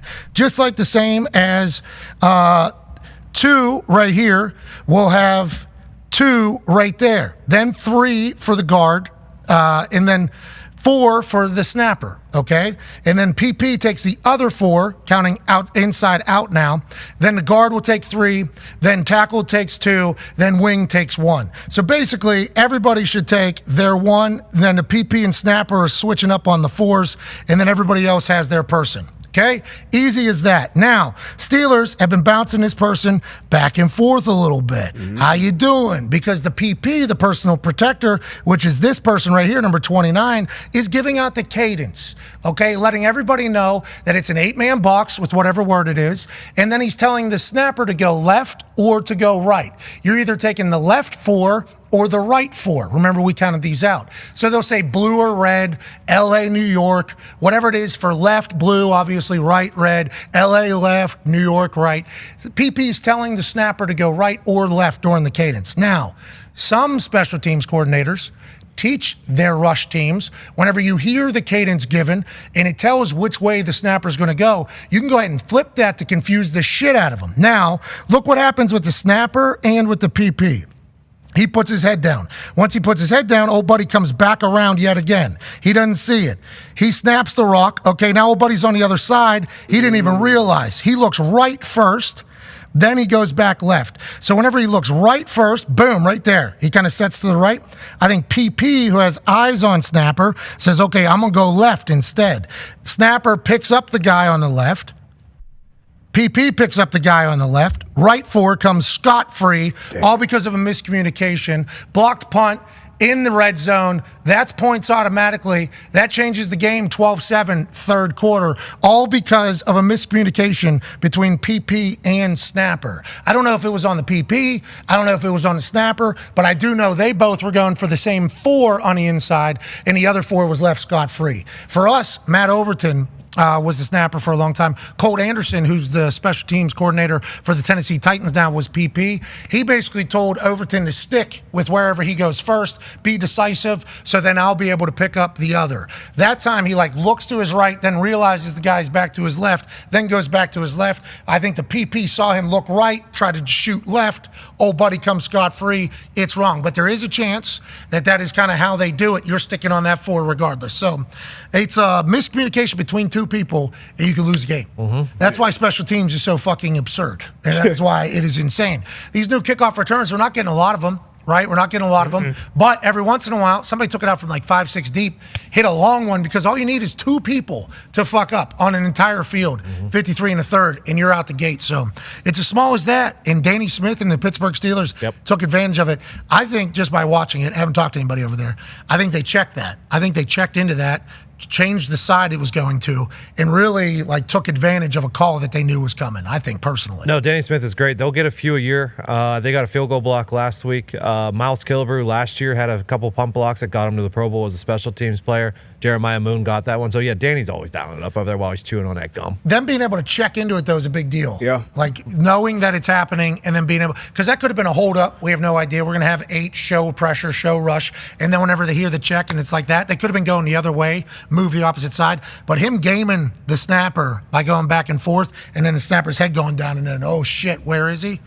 That's all it takes. Yeah, I think that was Connor Hayward bouncing back and forth. Obviously he's been around the game for a long, long time. That's all it takes. Great illustration of how quick shit can happen. How being decisive is so important, because it happens all 3 phases of the game. Offensive line, you see it happen. Defenses, I know if you shoot a gap or you're supposed to be in the gap, and I say, all right, I'm gonna make you right and go back, and then you duck your head back the other way. Now that's a big gaping hole for somebody, but it happens all the time on every phase of the game. But to your point, when it's special teams, that 4th down, when it's that kick and play where that change of possession happens, you get the ball on the 10-yard line. That's Points happening regardless. And then also them terrible dives. Oh, yeah, why? They got going out there, AJ. All right, let's go to the next overreaction, shall we? This is from Robin, Philly, at Robin's 460-39397. Robin, let X pick the number and everything at the end. Hashtag, I don't want to overreact, but having Nick Sirianni as a coach every week feels like a continuous loop of the Super Bowl loss.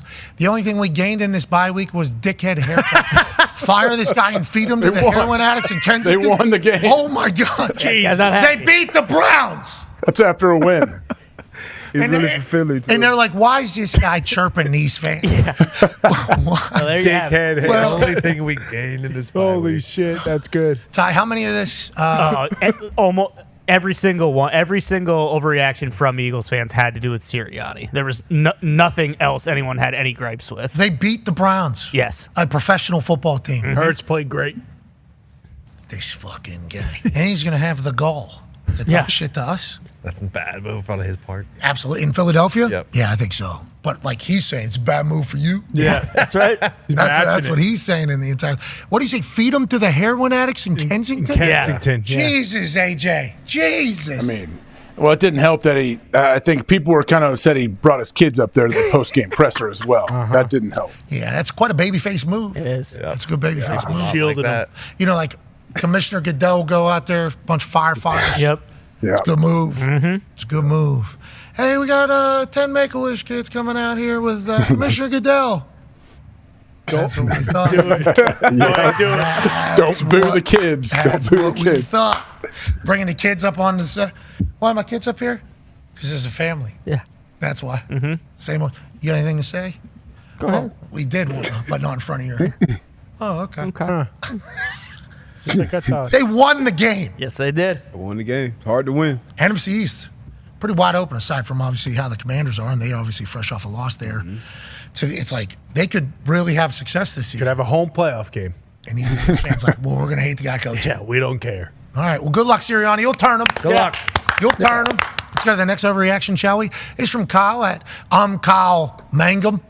Hell yeah, Kyle. Hashtag I don't want to overreact, but Baltimore Ravens offense has reached the holy grail. Lamar, Henry, Zay, Andrews, Likely, Adams. Soon. The league can't stop him.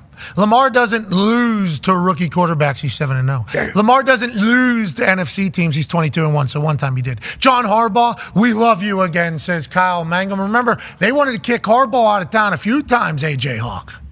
Yeah, they have. I mean, honestly, this is not much of an overreaction. I don't think when you watch this team play, like, what I don't know. What do you do to stop the offense? The fact that Ricard and Derrick Henry are in the same backfield is what's nuts to me. Like, Ricard blocking for anybody is crazy. I agree. But those two, Agree. imagine doing that. Imagine being on defense and be like, okay, guys, strap it in. They may run the ball 40 times, and let alone, like, if you get into a 4-minute situation where they're trying to run the clock out, good luck. Like, that would not be fun. Well, and then when the fullback comes through, somebody's supposed to take that on, right? So the next person can get free for the running back. Now you got two people taking on fullbacks seemingly every single run. Yeah, running downhill with like a 10-yard start. Okay, cool. How many times can you do that before you're dead? And they know what leverage they're trying to get as well. You don't. Yep. You know what they are trying to do.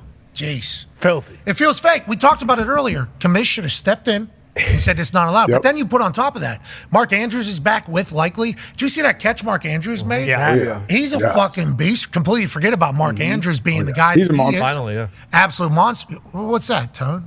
People have been very, very mad at Mark Andrews this year. Well, he's coming back a little slower, you know? It's been like the Bijan Robinson, Kyle Pitts. The fantasy marks are fuming in the streets. It's all fantasy marks. Fuck. Oh, that's who's mad. Okay. I understand. Okay. Well, how do we do? Did T do enough last night for our fantasy? We just need Brees Hall tonight now. 18 points. What's that mean? Good luck, brother.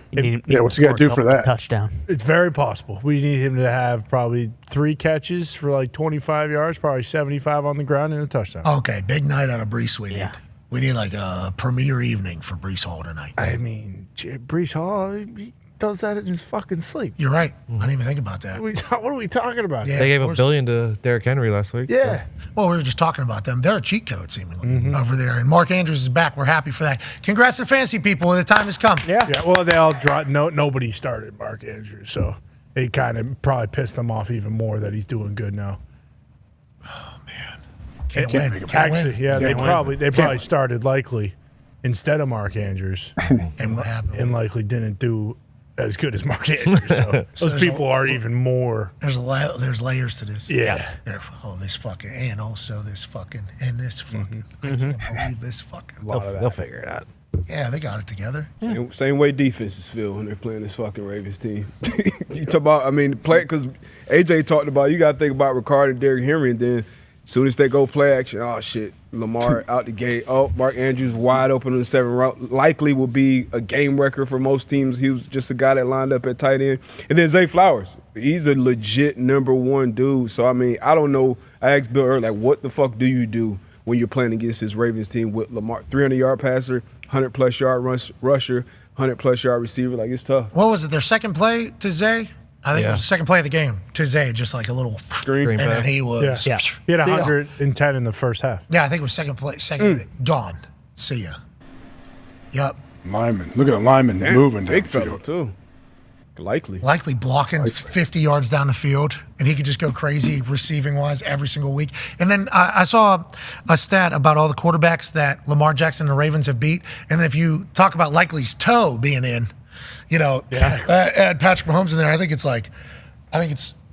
Mahomes, Allen, Dak. I think everybody, basically, Lamar and that Ravens team have gone against. And then Kyle Van Noy, and maybe picks up another one, I think. Yeah. Go on, Kyle. Kyle Van Noy is the defying of age legend right now for the Baltimore Ravens. He feels like he's acting like a young lad, too. Yeah, He talks. it's a little resurgence. Yeah, it is a little resurgence of him. BYU's doing it, too. Yeah, they are. BYU's real deal. Oh, yeah. Have you seen this team? Oh, yeah. Over-under was what, 4.5, 2.5? 4.5. 4.5. And they're going. Yeah. Nasty. 2.5 was Vandy. Hey, the Mormons getting real good at sports. Mm-hmm. Did you see the rink general, Gunter? Another one in overtime.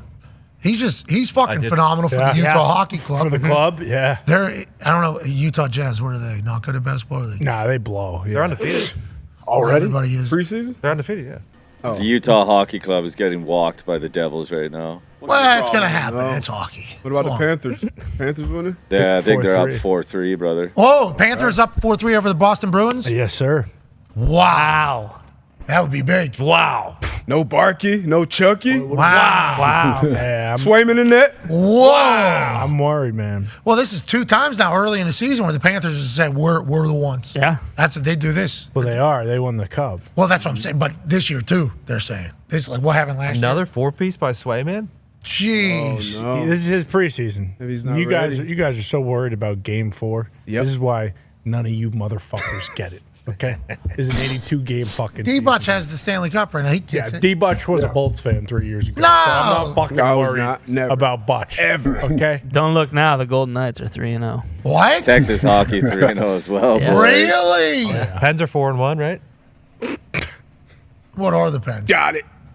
I know they won in Detroit, so. Yeah, opening night. I believe they're 1-2. Red Wings bounce back, though. They end up winning on Saturday. Yeah, it's because you lost to the Pens. That's going to happen. Yeah, Do you know that that? You're just preseason making- game. No, I do know that. Yeah. The Penguins are 1-2? Yeah. Jeez Louise.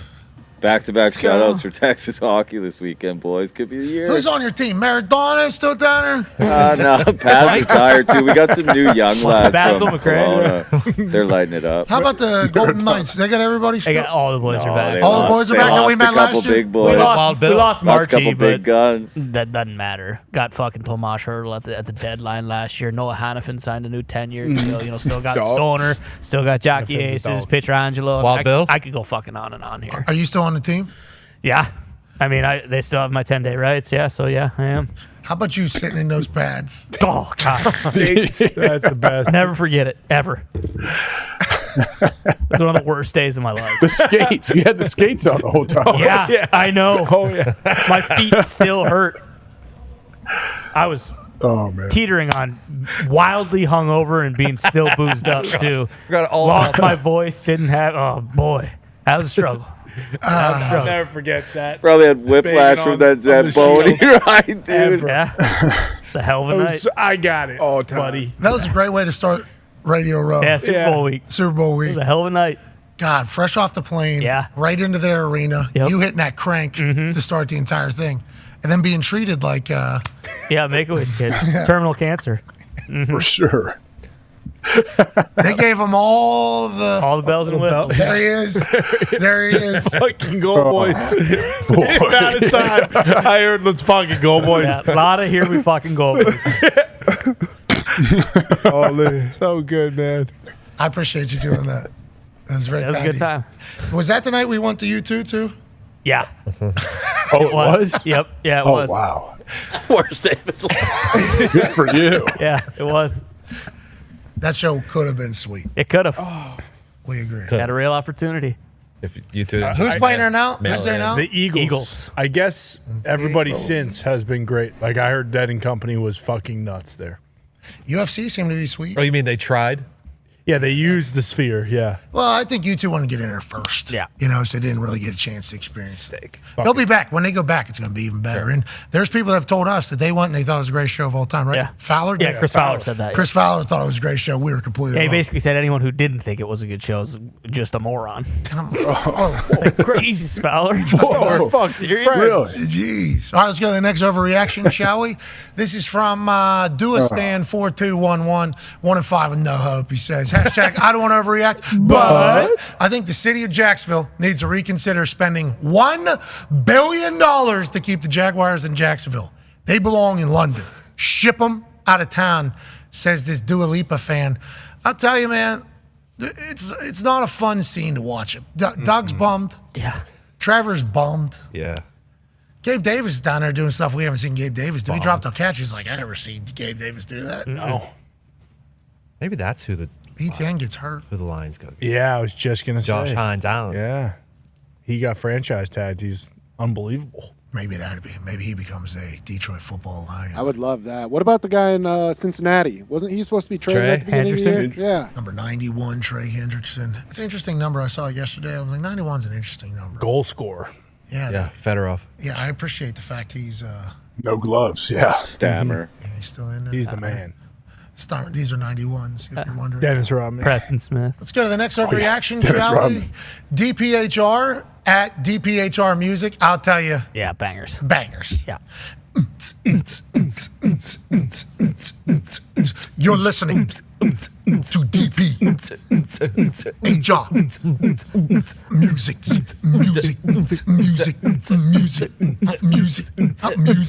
I think that's what Yeah, DPHR very Yeah, I've similar. heard that one. I think it is. Yep. Have you heard it, D-Butch? No clue. What? What? Seriously? Nope. D-But's just been pumping nicey. That's why. How? Have you been watching any of that? Yeah. Maybe get the baby show. Well, I got nicey on the frickin' in the car listening to it on the way into work. How about the ho? Isn't it like half a beat early? Yeah, it shouldn't be where it is, but you kind of just live with it. And it is fun trying to guess when it's coming is, because yeah. it goes against everything in your body. Yep. Yeah. But I think that's what Hex knows more than Yes. Yeah. Well, Gruden jumps snap. That's what he does.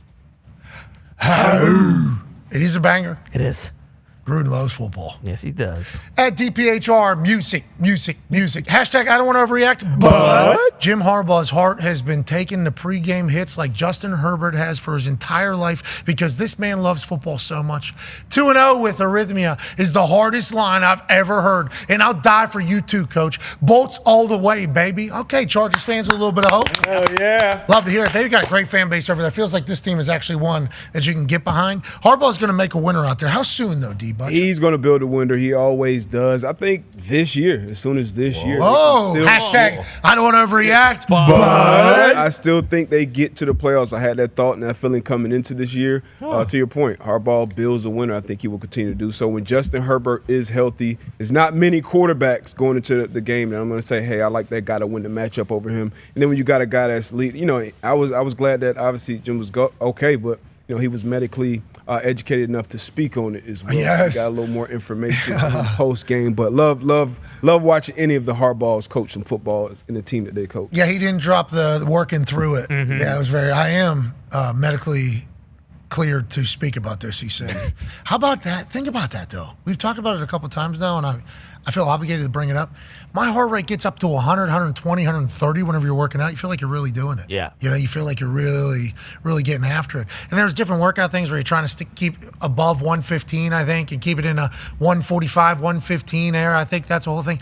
250, 300, I especially if somebody told me that. Yeah, that shit's scary. That would scare me even. It probably goes from 250 to 300 once they tell you, hey, your heart rate right now is at 250. Whoa, you full panic. Yeah. Then that thing goes up to 3. I couldn't even. That would freak me the fuck out. Also, Brothers, just knowing like how it feels, it's like okay, like that makes you feel so fucked up. Like my heart is either gonna explode out of my chest or like I'm dying. I'm actively having a heart attack right now. Thank God he had a Whoop or like an Apple Watch, that like told him like, hey, hey, go fucking get this checked out right now. Yeah, I'm saying even if you're his brother, obviously John was pulled out of his presser once he got the news. So that's got to be a scary moment for him. Been that far from him and your brother going through something like that. You don't really know exactly what it is, but it seems like he's on the mend and he has it under control. So that was great. Oh, he was going to go back out there and coach. Yeah, without no matter what. No matter what. So is this thing good or what? Well, we don't know. All right. Where's my whistle? Let's go to another overreaction, shall we? Coach Harbaugh is the best. This is from Paisan at A. Ritchie 4189. Paisan Ritchie here says, hashtag I don't want to overreact, but this is the only coaching duo that can save the Browns right now. They stink. 0 for 26 on third downs at one point and tied for our leading touchdown scorer on the year as a safety. Calling this team a dumpster fire is an insult to dumpster fires. Give me Bill Belichick and Coach Saban back in Cleveland, says Paisan Ritchie there. I'll tell you, the Browns are an interesting case study. Boy. Because if ownership was the one that made the decision to do the $230 million guaranteed, which you would think was. Because if you go back to the Deshaun Watson sweepstakes that were happening whenever he said, I want out of here, the Browns were in the conversation, and then they were out of the conversation. It was like the Saints and the Falcons, and I forget who else. And then all of a sudden, I don't know where the Browns were back, and it was a signed deal. It's the biggest in the history. So you would assume that that's ownership then deciding, hey, we're out of it. No, we're not. Let's do it. Let's go ahead and do this. Well, nobody in the NFL wants to do fully guaranteed contracts. Perfect. That means we'll get them, says Haslam. They get Deshaun Watson. So then you would think Haslam would have at least enough self-awareness to be like, is this guy the quarterback that can win these games? Are they going to fire Coach Stefanski and Andrew Berry for that decision? I assume not. Like if I had to guess in this entire thing. I don't know how it goes going forward, but if Haslam was the one that makes the decision to do the Deshaun Watson deal and kind of hemorrhage the entire salary cap and everything that they got going on, you would think that means Stefanski and Andrew Berry are good, you would think, with how it's gone in this entire thing. Especially when Stefanski just won Coach of the Year, and they're talking, but and we don't know what extended too. Yeah, it got extended. We don't know what's going on in there, but just from the outside looking in, it looks like the team's completely fractured. No one is actively going to have his back or anything. The body language everywhere sucks, and I can't it's week 6, and it's literally every week. It's hey, are you guys going to make a quarterback change? And it's no, we're not. Then there is no conversation about us making a quarterback change. So you wonder if it is Jimmy Haslam coming down and being I don't care how fucking bad he plays. He's playing. All right? So shut up and say there is no competition. Do you remember the 200? Do you remember? Yeah. All of it. You want to play some of that? Has to be Jimmy Haslam. Has to. I know Stefanski even said it's my decision. Come on. He has to speak. He's not going to. It has to be. It's a very, very difficult situation for Stefanski, I feel in that. And even the owner, Jimmy Haslam, he made this decision. They bring him in. I don't know. He's probably just hoping every time. Maybe he just turns it on. Maybe this is the week that he turns it on and confidence comes back and he looks like the old Deshaun. Still got 11 games left. Yeah. There's a chance. It could be a 12-win team. 11 more games. Could be a 12-win team. They're the fourth team since 2000 to not gain 300 yards or score 20 points in their first 6 games of the season. In 5 of those games, they haven't got 250 yards in that game. Jeez Louise. And then you watch Stefanski. He's one of those guys, looks like his happiness is gone. Mm-hmm. That guy. Sucks to lose, doesn't it? Absolutely, especially if there's a situation around why and who you have to play, and you know it, everybody knows it, and you're fucked. It's his happiness seemingly gone. Doug Peterson's happiness. Yeah, seemingly gone. And the offense was just buzzing with Joe Flacco, and they said, we can't have that guy here. Can't have that conversation. Well, we'll get to see a lot of it. Isn't Hard Knocks going to be AFC North? Yeah, you're right. Yeah, they'll be in that building. Holy shit. Oh, yeah. That's awesome. Good call, D-Bud. The whole NFL Films. Let's go. Yeah. We're excited. Get in there. All right, let's go to another overreaction, shall we? This one's from Noah at Twitchy Teat. Hashtag I don't want to overreact, but the Lions need to trade every pick they can to get Max Crosby. Hutch has over half of their total sacks and pressures. They needed someone before, and they really need someone now. The Super Bowl window is this year and next year. Fuck them picks. Foxy, everybody's on the same page up there in Detroit? Yep, couldn't agree more. I trust Brad Holmes. I trust MCDC. I trust that they'll make a move. We just don't want to look at the end of the season and say, hey, week 6 against the Cowboys really set us back and ruined the season. Draft very well. Yes. Have drafted very well. But if you drafted Max Crosby with one of your next 2 first-round picks, I think people in Detroit would say good draft pick, right? Great draft pick, yes. So I don't like the whole conversation about like you're losing the future.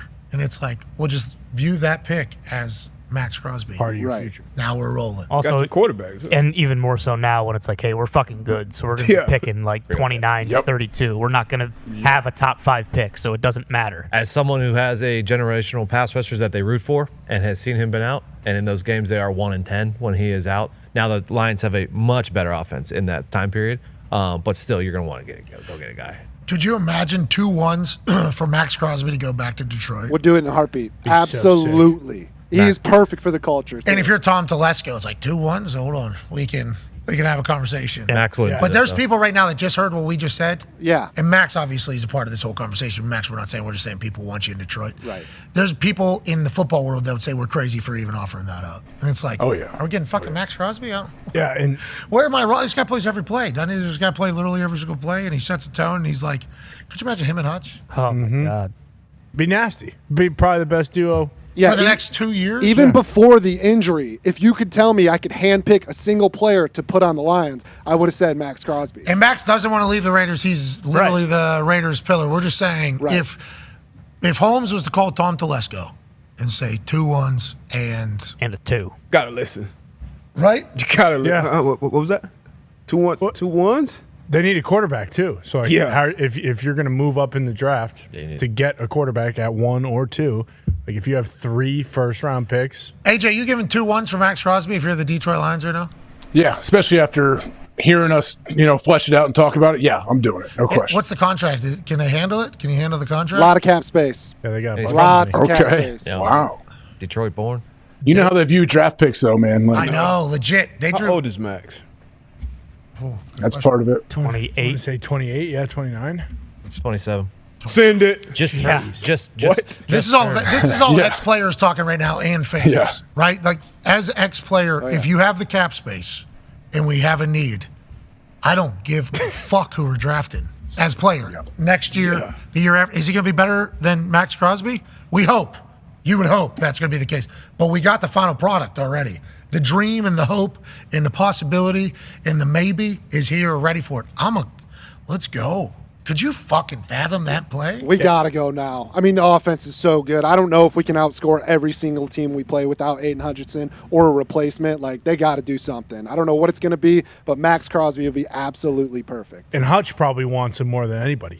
Like, oh, yeah. He's the guy that's going to benefit the most from having Max Crosby. Oh, so they can't quadruple team me. Yeah. Got it. Thank God. And he played, I think it was last week we pulled up that chart of like total plays or snaps and pressures. Like Hutchinson plays damn near every snap as well. We asked Schefter. Schefter said basically no chance, right? And that's kind of what he said. Let's call him, see if he changes. Yeah, for now. You know how that I changes. was going to say until someone calls and asks. Hey, 2 ones maybe? Yeah.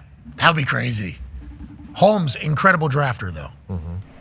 2 ones. Would they even need to give 2 ones? Where they gave 1 and some others, 1 and some more. Second.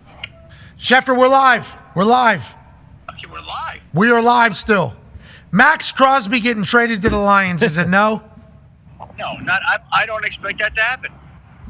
No, like. I told you. Here's the thing. People love to play fancy football. You're like, oh yeah, the Lions. Let's trade for Max Crosby. Everybody in Michigan loves it. He went to Eastern Michigan, except there's one problem. The Raiders love Max Crosby. So why are the Raiders going to give him up? I know they have issues. They need a quarterback. I got all that. That makes sense, but it's just not happening. All right, we appreciate you, brother. You look good. Chador. Fuck you. I feel good. All right, I'll see you.